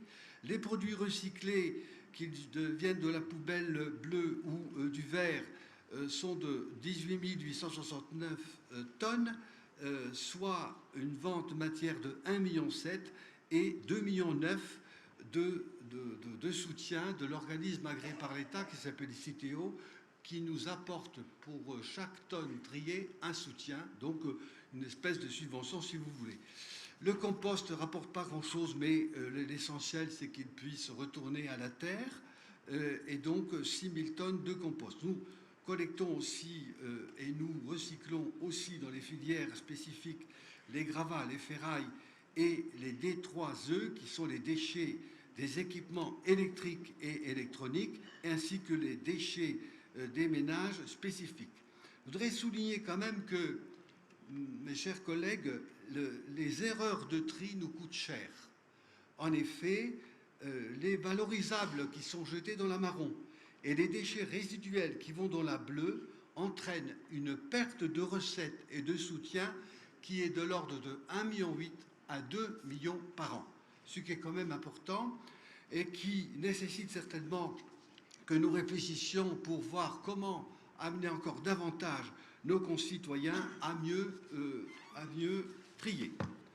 En ce qui concerne le budget reste relativement correct, puisque moi je me souviens d'un passé où le budget communautaire devait apporter un financement important pour pouvoir équilibrer le budget. Ici, nous avons un petit excédent. Le budget donc est de plus de 37 000 € en dépenses et en recettes, avec une diminution légère de dépenses en 2018, sachant que 35% des dépenses de fonctionnement vont à la collecte et 56% servent pour payer le traitement. En ce qui concerne les recettes, vous le devinez, près de 80%, c'est la taxe d'ordures ménagères qui nous les amène, mais il y a aussi des recettes diverses et le soutien dont j'ai parlé il y a quelques instants à la tonne triée. Les investissements importants pour optimiser la collecte ont été réalisés avec des travaux d'amélioration du procédé de tri, de valorisation organique, l'acquisition de nouveaux camions, etc., etc. Les nouveaux services ont été mis en œuvre en 2017-2018. Vous avez entendu parler des déchetteries qui circulent sur l'ensemble du territoire. Les dispositifs Passer vos déchets à la cocotte, c'est l'expérimentation avec les poules qui donne quand même des résultats intéressants, comme le montre l'enquête que nous avons menée dernièrement. Nous avons lancé aussi les repères cafés qui permettent de réparer des équipements ménagers avec le concours d'un certain nombre d'organismes et d'associations. Et sachez aussi que pendant la période estivale, nous avons adapté les passages de nos services, notamment sur le front de mer, avec 9 passages par semaine. Et enfin, nous avons acquis de nouveaux véhicules de collecte. Je voudrais dire aussi que, en ce qui concerne l'évolution des tonnages, on peut dire que de 2016 à 2018, nous avons globalement une stabilité des tonnages collectés. Il y a eu des opérations qui ont été mises en œuvre, mais je n'insiste pas.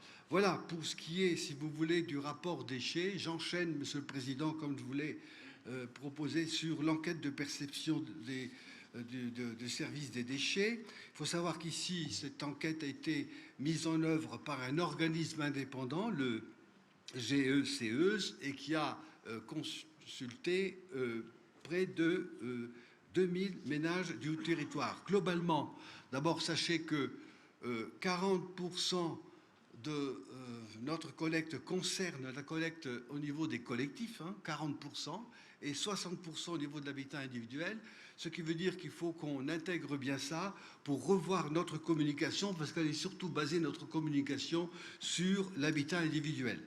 Globalement, on peut constater que les ménages sont satisfaits du service de collecte des déchets ménagers. Je n'insiste pas trop là-dessus. Ensuite, on vous présente des indices de satisfaction qui ne sont pas des pourcentages, mais qui sont des calculs qui sont normés sur le plan national et qui démontrent que lorsqu'on passe à plus de 60, le résultat est considéré comme excellent. Donc, globalement, en ce qui concerne nos conteneurs, qu'ils soient verts, bleus, marron et au niveau des déchetteries, nous avons des résultats qui sont corrects. Ce qui ne veut pas dire qu'on n'a rien à faire et qu'on fera de l'autosatisfaction, certainement pas. Je pense que nous avons, comme je l'ai dit tout à l'heure, encore des axes de progrès à mettre en œuvre afin de faire en sorte que ce soit meilleur. Alors, malgré ces résultats positifs, et après tout, il faut en féliciter nos concitoyens, féliciter aussi les services qui font un très beau travail, malgré cela, il y a encore des axes à approfondir, et c'est ce que nous disent les personnes qui ont été interrogées, qui considèrent que la gestion des réductions des déchets est importante pour 95% d'entre eux, mais que néanmoins 2/3 des ménages ne savent pas ce que deviennent les déchets. Nous avons donc à continuer un travail de pédagogie à ce sujet, parce que mieux on comprend, mieux on agit.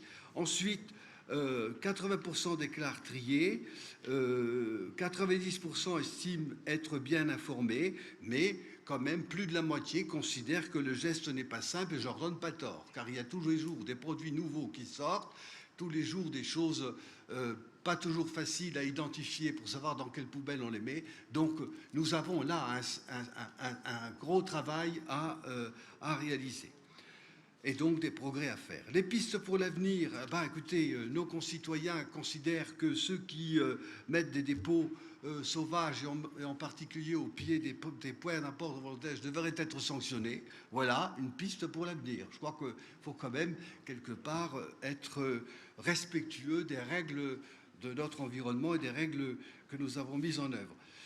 Et puis, on n'est pas étonné de voir qu'un bon nombre d'entre eux seraient prêts à trier les biodéchets, en sachant qu'effectivement, qu'une partie seulement de nos concitoyens dispose de la poubelle verte. Mais après, c'est une question de réflexion globale sur notre rôle par rapport à cette problématique, parce que, bien sûr, tout ça, ça coûte, et donc il faut le mettre dans une politique globale. 80% utilisent les points d'apport volontaires verts, qui sont très bien utilisés, et donc voilà, j'ai fini avec ça, et puis je termine avec la question qui concerne le label pour distinguer des territoires vertueux. Nous avons été contactés par l'ADEME il y a quelque temps pour qu'on puisse mettre en place un référentiel en matière d'économie circulaire pour mesurer le degré d'avancement des collectivités, pour pouvoir se comparer et puis surtout faire en sorte que l'on puisse progresser en matière donc d'économie circulaire. Et donc évidemment, ce travail, on le fait avec l'ADEME, avec d'autres collectivités, et le lancement officiel du label économie circulaire a eu lieu ici à Dunkerque en janvier 2019 lors des assises européennes de la transition énergétique. Voilà, et notre objet, c'est de faire en sorte que l'on puisse obtenir le label en 2020 et donc faire en sorte que nous puissions être aussi un territoire vertueux. Voilà, donc j'en dis pas plus. Cet outil d'accompagnement et de mesures complet, ce sera quelque chose de très très fort, je pense, qu'il faudra mettre en avant. Il est proposé, Monsieur le Président, au Conseil d'affirmer notre volonté d'engager une démarche de labellisation économie circulaire auprès de l'ADEME. Voilà, Monsieur le Président, pardon, j'ai terminé mon propos en vous disant quand même que j'ai présenté 2 rapports en un, et le reste, j'espère que vous n'avez pas été trop épuisé. Oh, pas du tout. Non, c'était bien. Pas du tout. Y a-t-il des interventions sur cette délibération 50 à 52? Pas d'intervention. Alors, je vais quand même reprendre l'ordre normal pour faire voter, Monsieur Ragazzo. Alors, la 50, déjà, il n'y a pas de vote. 51 qui est contre, qui s'abstient. 52 qui est contre, qui s'abstient. Ben voilà, tout le monde est pour. Vous voyez que vous avez été très convaincant, Monsieur Ragazzo. Voilà. Monsieur Dersin, les délibérations 53 à 55. Eh bien, je vais essayer d'être aussi convaincant que Monsieur Regazzo. Alors, nous allons faire escale à l'auberge de jeunesse pour son rapport d'activité 2018. Vous savez que cette délégation de service public sous forme d'affermage a été conclue pour une durée de 10 ans à compter donc du 1er juillet 2017. Donc sur la fréquentation concernant l'hébergement, on note un total de 24 047 nuitées qui correspond à 2 996 réservations et à 12 972 personnes accueillies. Concernant la restauration, il y a eu 17 404 repas. Les formules B&B, qui représentent 55%, pension complète, 31%, sont les plus représentées. En termes de fréquentation, les mois de juillet et août prédominent. Le mois de février enregistre également de très bons chiffres, vous l'avez tous compris, parce que c'est le carnaval. Sur les éléments financiers, le chiffre d'affaires réalisé pour 2018 s'élève à 777 913 €. Les charges de fonctionnement... Madame Kirchhoff, vous ne m'écoutez pas? C'est dommage. C'est très bien. Le chiffre d'affaires de l'escale, Madame Kirchhoff, c'est 777 913 €. Les charges de fonctionnement réalisées pour 2018 s'élèvent à 983 943 €. Et en référence à l'article 28 du contrat de délégation de service public, la communauté urbaine de Dunkerque contribue pour l'année 2018 à atténuer le déficit d'exploitation au travers d'une subvention pour suggestion de services publics, à savoir qu'en 2018, elle a versé 105 000 €. Mais parallèlement, Artès a versé à la CUD en 2018 sa redevance qui est prévue au contrat, soit 45 000 € hors taxe. Il est à noter que la reprise en gestion par Artès s'est traduite par une nouvelle ambition commerciale pour l'équipement, assortie d'un repositionnement clair sur la vocation initiale de l'équipement, c'est-à-dire au départ qui était le tourisme social. De nouvelles prestations ont été mises en place. Artès a également procédé au renouvellement des équipements, notamment par l'achat de 67 lits. Enfin, des modes de commercialisation numérique qui permettent de toucher un plus large public a été mis en place.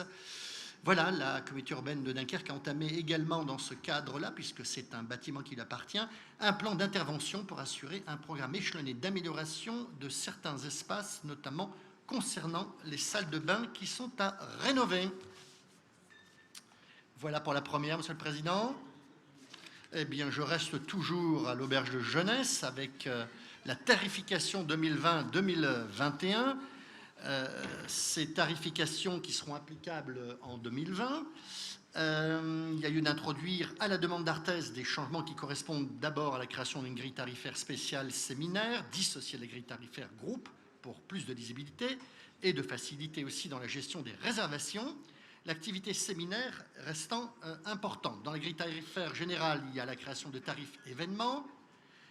D'abord pour la restauration, l'ajout aussi d'un tarif adulte et d'un tarif enfant. La création de 2 types de petits déjeuners, le continental à 5 €, hein, si ça vous dit, le matin, ou l'américain à 9 €. Voilà, c'est beaucoup plus gras, voilà, mais qui répond à une demande d'une certaine clientèle. Vous savez qu'au musée, on a eu plus de 3800 Américains qui ont débarqué au musée, donc voilà. Dans la grille tarifaire groupe enfant, le repas supplémentaire est passé de 12 à 14 € pour supporter l'augmentation des prix d'achat auprès du groupe de restauration. La création d'un tarif d'hébergement ne comprenant plus le petit déjeuner, désormais en option à 5 € afin d'atteindre progressivement un équilibre. Enfin, il est proposé d'intégrer une règle de variation de prix à la hausse et à la baisse en fonction de la demande.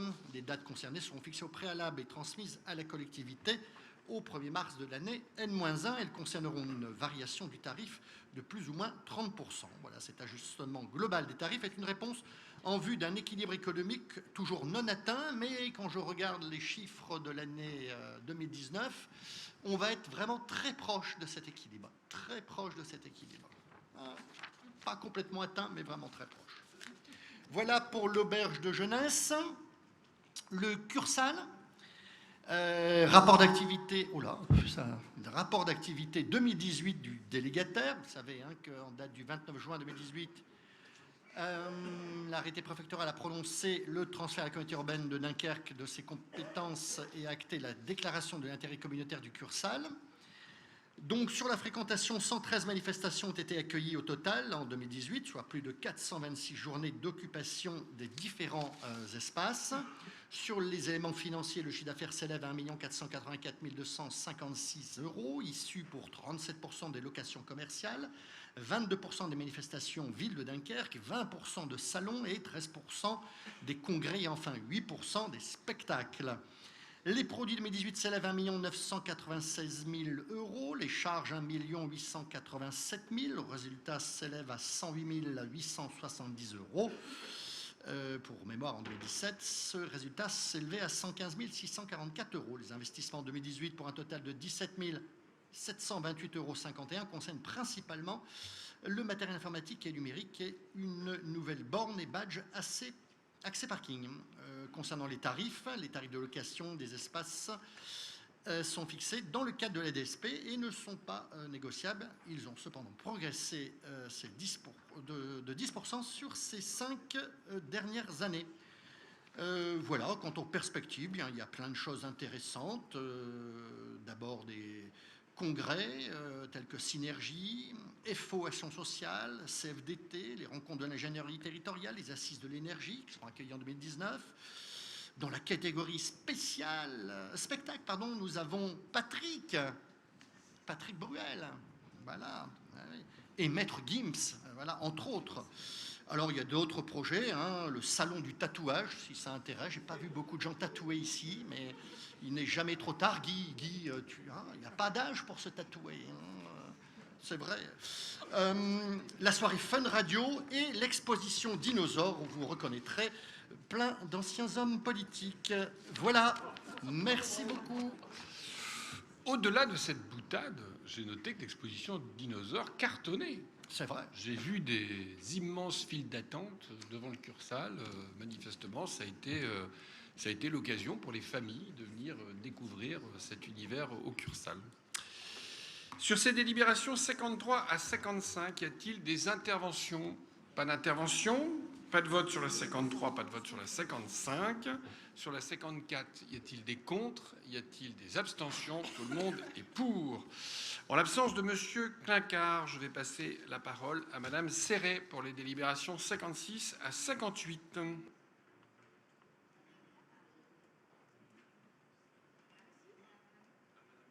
Bon, excusez-moi, c'est parce que j'ai anticipé tout à l'heure le projet de motion qui devait être présenté par Sony, qui sera présenté par Catherine Serret cette fois-ci. Mais cette fois-ci, c'est Catherine Verlinde.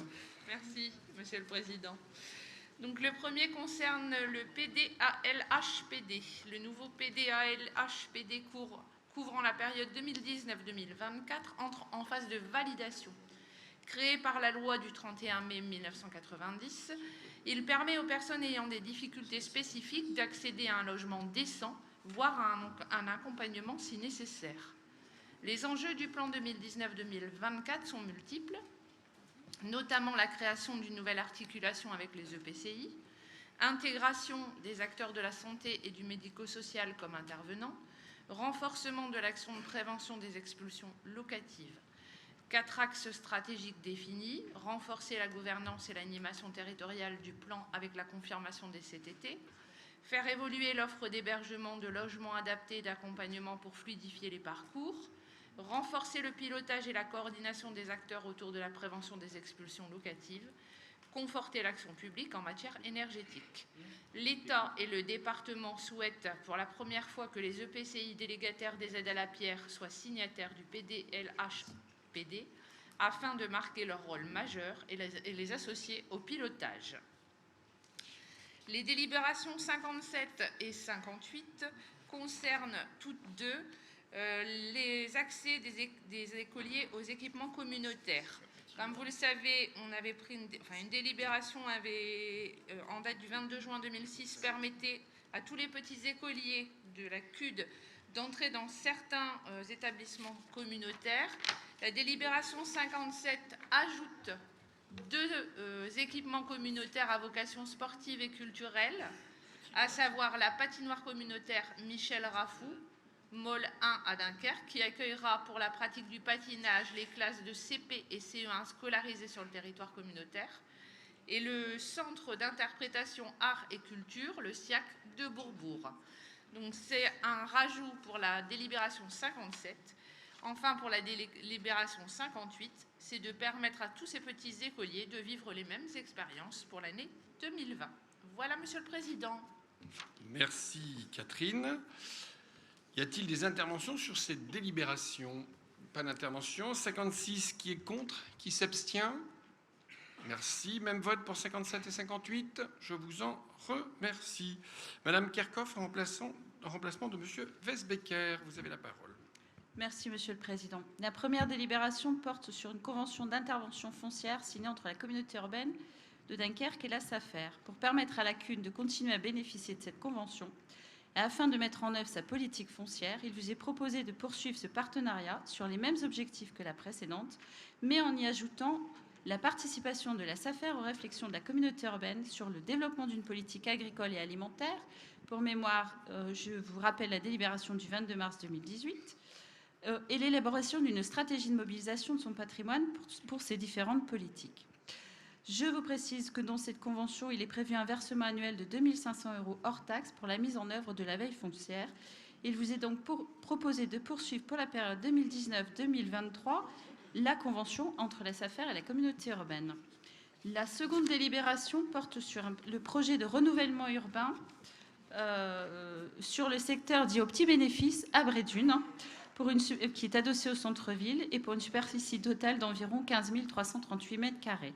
Des études ont été réalisées pour parvenir à un projet d'aménagement global, avec un projet qui s'inscrirait dans le tissu existant et des équipements publics qui feraient lien et s'appuieraient sur le caractère résidentiel. Il est prévu dans ce programme des constructions de 81 logements, dont 45 en locatif social et 36 en accession, pour répondre notamment aux différents enjeux inscrits dans les différents documents d'urbanisme, donc accroître et adapter l'offre de logement, rééquilibrer cette offre sur le territoire et surtout limiter la consommation de l'espace. Il est donc proposé de solliciter de Monsieur le Préfet l'ouverture d'une enquête publique et d'une enquête parcellaire et solliciter également que la communauté urbaine soit le bénéficiaire de l'arrêté de déclaration d'utilité publique. Voilà, Monsieur le Président, j'en ai terminé avec les délibérations de Monsieur Wesbecker. Merci. Des interventions sur ces deux délibérations? Qui est contre? Qui s'abstient? Tout le monde est pour les deux. Je vous en remercie. Monsieur Titeka, pour la délibération numéro 61.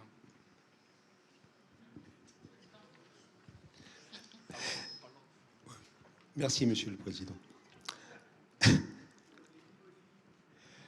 Le délégataire du crématorium, Centre funéraire Grand Littoral, a remis son rapport d'activité 2018, comme chaque année depuis 2014.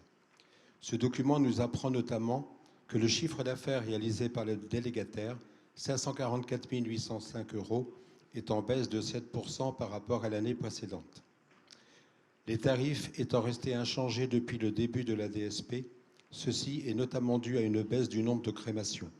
À titre indicatif, il y a eu 1063 crémations de réalisées sur l'exercice, dont près de 70% de défunts sont issus de l'agglomération.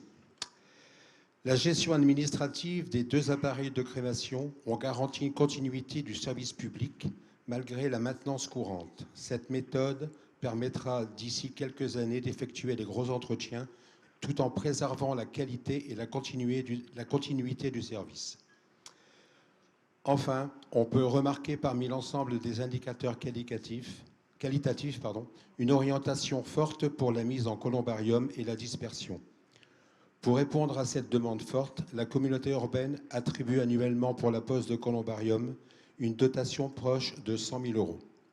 Face au choix de la dispersion, un projet de clairière du souvenir, qui seront ni plus ni moins que des espaces paysagers de grande superficie, sur 3 sites de la communauté urbaine, est en préparation. Par ailleurs, le comité d'éthique communautaire, qui reste très attaché au service rendu aux familles des défunts, travaille avec le délégataire pour que le crématorium apporte une réelle valeur ajoutée sur le plan qualitatif. Pour être complet, je me permets d'ajouter que la collecte des matériaux résiduels a été valorisée à près de 3 000 € en 2018. Cette somme a pu bénéficier à des associations telles que Capucine et les Amis de l'Institut d'Utrecht. J'en ai terminé, Monsieur le Président. Merci, Monsieur Titeka. Moi, je voudrais rebondir sur ce projet d'éclairage du souvenir, qui me paraît un projet très intéressant. Il y a beaucoup d'évolutions actuellement, on le voit. Il y a plusieurs articles d'ailleurs dans la presse nationale sur cette question d'évolution des modes funéraires. Et je pense que la communauté urbaine devrait commencer effectivement à largement réfléchir à ces nouvelles façons finalement d'inhumer. J'ai vu des expériences en Allemagne, j'ai vu des expériences en France très intéressantes. Je trouve qu'effectivement, on doit réfléchir à cette capacité à donner aux familles des lieux de recueillement dignes et à la fois peut-être répondre à la volonté d'un lien plus important avec la nature. Je pense qu'on est sans doute au devant d'une véritable transition sur ce que sont les cimetières du XXIe siècle aujourd'hui. Et je pense qu'il faut que la communauté urbaine soit à l'avant-garde de cette question. Et donc je demande vraiment au service de réfléchir à cette question, effectivement. Ce que vous avez posé là est probablement une évolution dans la façon dont on va aborder la mort dans les années qui viennent. Je vous en remercie. Y a-t-il des interventions ?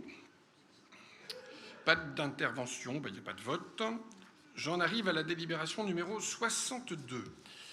La région a décidé de participer au financement du transport des lycéens en milieu urbain pour l'année 2019, vous le savez. Pour ce faire, il nous est proposé de passer une convention, précisons le montant de cette participation, en l'occurrence un peu plus de 500 000 €, et les modalités de son versement. En contrepartie, la communauté urbaine s'engage à garantir la gratuité d'un aller-retour par jour en transport en commun, y compris TER, pour les lycéens qui l'utilisent à l'intérieur du territoire communautaire pour leur déplacement entre le domicile et le lycée, selon des critères demandés par la région, et notamment, tiens, on va couper le son, on va couper le son. 1, 2, 1, 2. Bon, vous m'entendez ? Vous m'entendez ? Merci. 1, 2, 1, 2. Ça marche toujours pas ? Ça marche mieux ? J'ai 2 micros maintenant. C'est carrément, voilà. Donc, les critères demandés par la région, notamment la domiciliation et la scolarisation dans le territoire communautaire et une distance à parcourir supérieure à 3 km.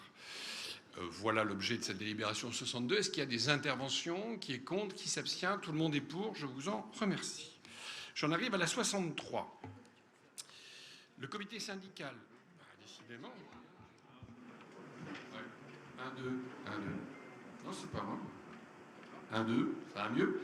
Le comité syndical du syndicat de l'eau du Dunkerquois est actuellement composé de 24 délégués, dont 18 représentants de la communauté urbaine, qui ont été désignés par le Conseil et dont vous avez les noms sur le projet de délibération.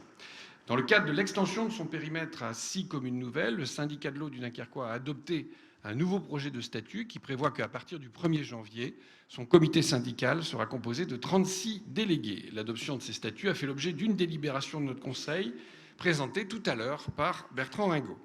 En conséquence, il appartient au Conseil communautaire de désigner 6 représentants supplémentaires. Je vous propose de ne pas procéder au scrutin secret pour la désignation de ces représentants et de procéder à un vote à main levée. Y a-t-il des oppositions ? Je vous en remercie. Pour les 6 représentants supplémentaires au syndicat de l'eau, j'ai reçu les candidatures de M. Didier Bikoff, de Mme Nicole Lustre, Mme Catherine Verlinde, Mme Claudine Barbier, M. Jean-François Montagne et Mme Marjorie Éloy. Y a-t-il d'autres candidats ? Pas d'autres candidats. Tout le monde est pour. Je vous en remercie. J'en viens à la délibération numéro 64. Le décret du 12 avril 2019 a créé le Conseil de coordination interportuaire et logistique de l'Axe Nord, qui couvre le territoire de la région Hauts-de-France. Ce conseil est composé de 23 membres et comprend notamment des représentants des collectivités territoriales. Il a pour objet de structurer l'axe portuaire et logistique du nord de la France en assurant la coordination entre les différents acteurs afin d'accroître la compétitivité de cet ensemble portuaire et logistique et son articulation avec la vallée de la Seine. C'était d'ailleurs l'occasion de la visite de la ministre Elisabeth Borne quand elle était venue à Dunkerque. Conformément aux dispositions de l'article D5312-60-7 du Code des transports, le Conseil de la communauté urbaine de Dunkerque dispose d'un représentant dans cette instance à désigner parmi ses membres. Je vous propose à nouveau de ne pas procéder à un vote à bulletin secret. Pas d'opposition, je vous en remercie. Pour nous représenter au sein du Conseil de coordination interportuaire et logistique de l'Axe Nord, je vous propose ma candidature. Y a-t-il d'autres candidatures? Non? Tout le monde est d'accord? Écoutez, je vous en remercie. C'est gentil, c'est gentil. T'es sûr, David? J'en arrive à la délibération numéro 65, la désignation au Conseil académique de l'éducation nationale. Le mandat des membres du Conseil académique de l'éducation nationale destiné à donner des avis ou formuler des vœux dans tous les domaines concernant l'organisation et le fonctionnement du service public de l'enseignement arrive à échéance. Il est précisé que les communautés urbaines d'Arras, de Dunkerque et de Lille, enfin la métropole, disposent ensemble au sein de ce Conseil d'un représentant titulaire et d'un représentant suppléant désigné pour une période de 3 ans. Un accord a été passé entre nos 3 institutions. Pour la période 2016-2019, le siège de titulaire était attribué à Lille et celui de suppléant à la communauté urbaine de Dunkerque. C'est Sonny Clincard qui était le suppléant. Pour la période 2019-2022, le siège de titulaire est attribué à la communauté urbaine de Dunkerque, celui de suppléant à la communauté urbaine d'Arras, etc. Vous voyez, c'est un cycle à 3.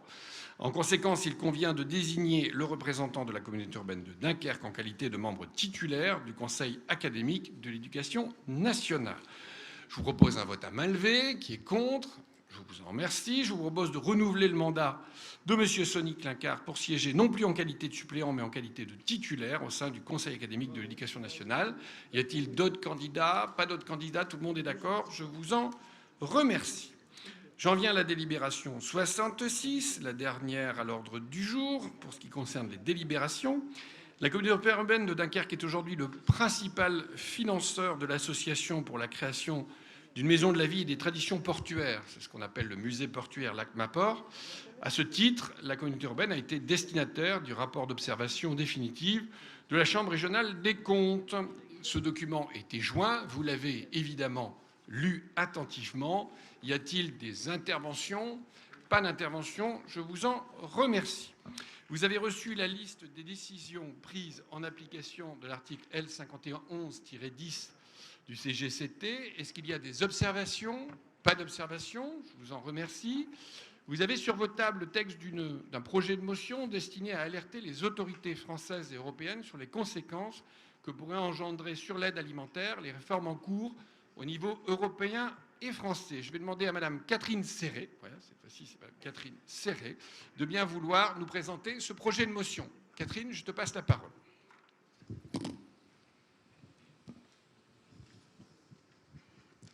Merci, Monsieur le Président. 17,3% des Européens vivent aujourd'hui sous le seuil de pauvreté. En France, ce niveau est moindre, 13,6%, mais représente néanmoins 9 millions de personnes. L'aide alimentaire pour les plus démunis, des Européens et des Français, demeure indispensable. Grâce au Fonds européen d'aide aux plus démunis, le FEAD, le soutien alimentaire européen apporte jusqu'à 40% des denrées mises à disposition des personnes. En France, la fiscalité favorable du mécénat incite à la grande distribution à participer largement aux dons alimentaires et à lutter ainsi également contre le gaspillage alimentaire. En 2018, ce sont 73 000 tonnes de denrées qui ont été récupérées et distribuées. Ces deux dispositifs, qui permettent à la Banque alimentaire et aux autres associations d'agir efficacement en faveur des plus démunis, sont aujourd'hui menacés par les travaux en cours au niveau européen et français. Au niveau européen, le FEAD sera intégré à partir de 2021 à un nouveau fonds social, le FSE+. Les débats sur le sujet débuteront fin 2019, mais dans une première copie, la Commission européenne a envisagé de n'affecter au FEAD que 2% du budget du FSE+, ce qui se traduirait par une baisse de moitié de l'aide alimentaire.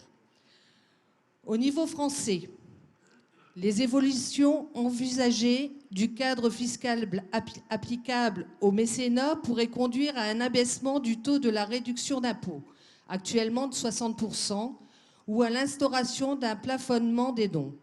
Une telle réforme aurait pour conséquence de réduire les dons alimentaire en particulier, et de pénaliser ainsi les structures d'aide alimentaire.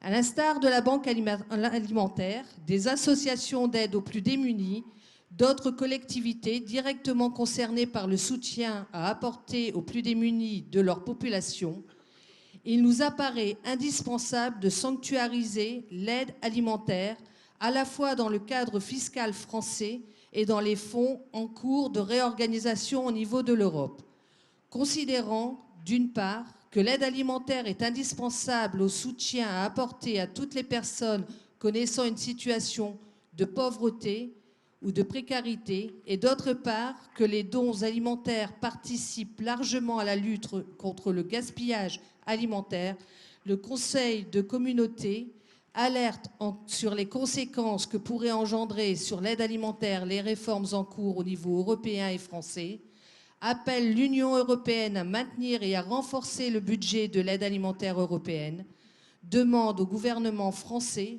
de garantir le maintien des conditions de l'aide alimentaire dans le cadre des réformes en cours.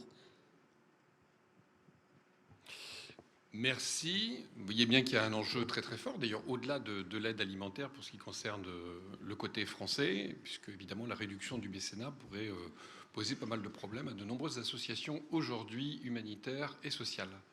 Y a-t-il des demandes d'intervention sur cette question? S'il n'y a pas de demande d'intervention, est-ce que quelqu'un est contre l'adoption de ce projet de motion? Est-ce que quelqu'un s'abstient? Je vous remercie. À l'unanimité, ce projet de motion est adopté. Il sera envoyé acquis de droit. Nous en avons terminé avec notre conseil. Le prochain devrait se tenir le 19 décembre. Je vous souhaite une bonne soirée à toutes et à tous.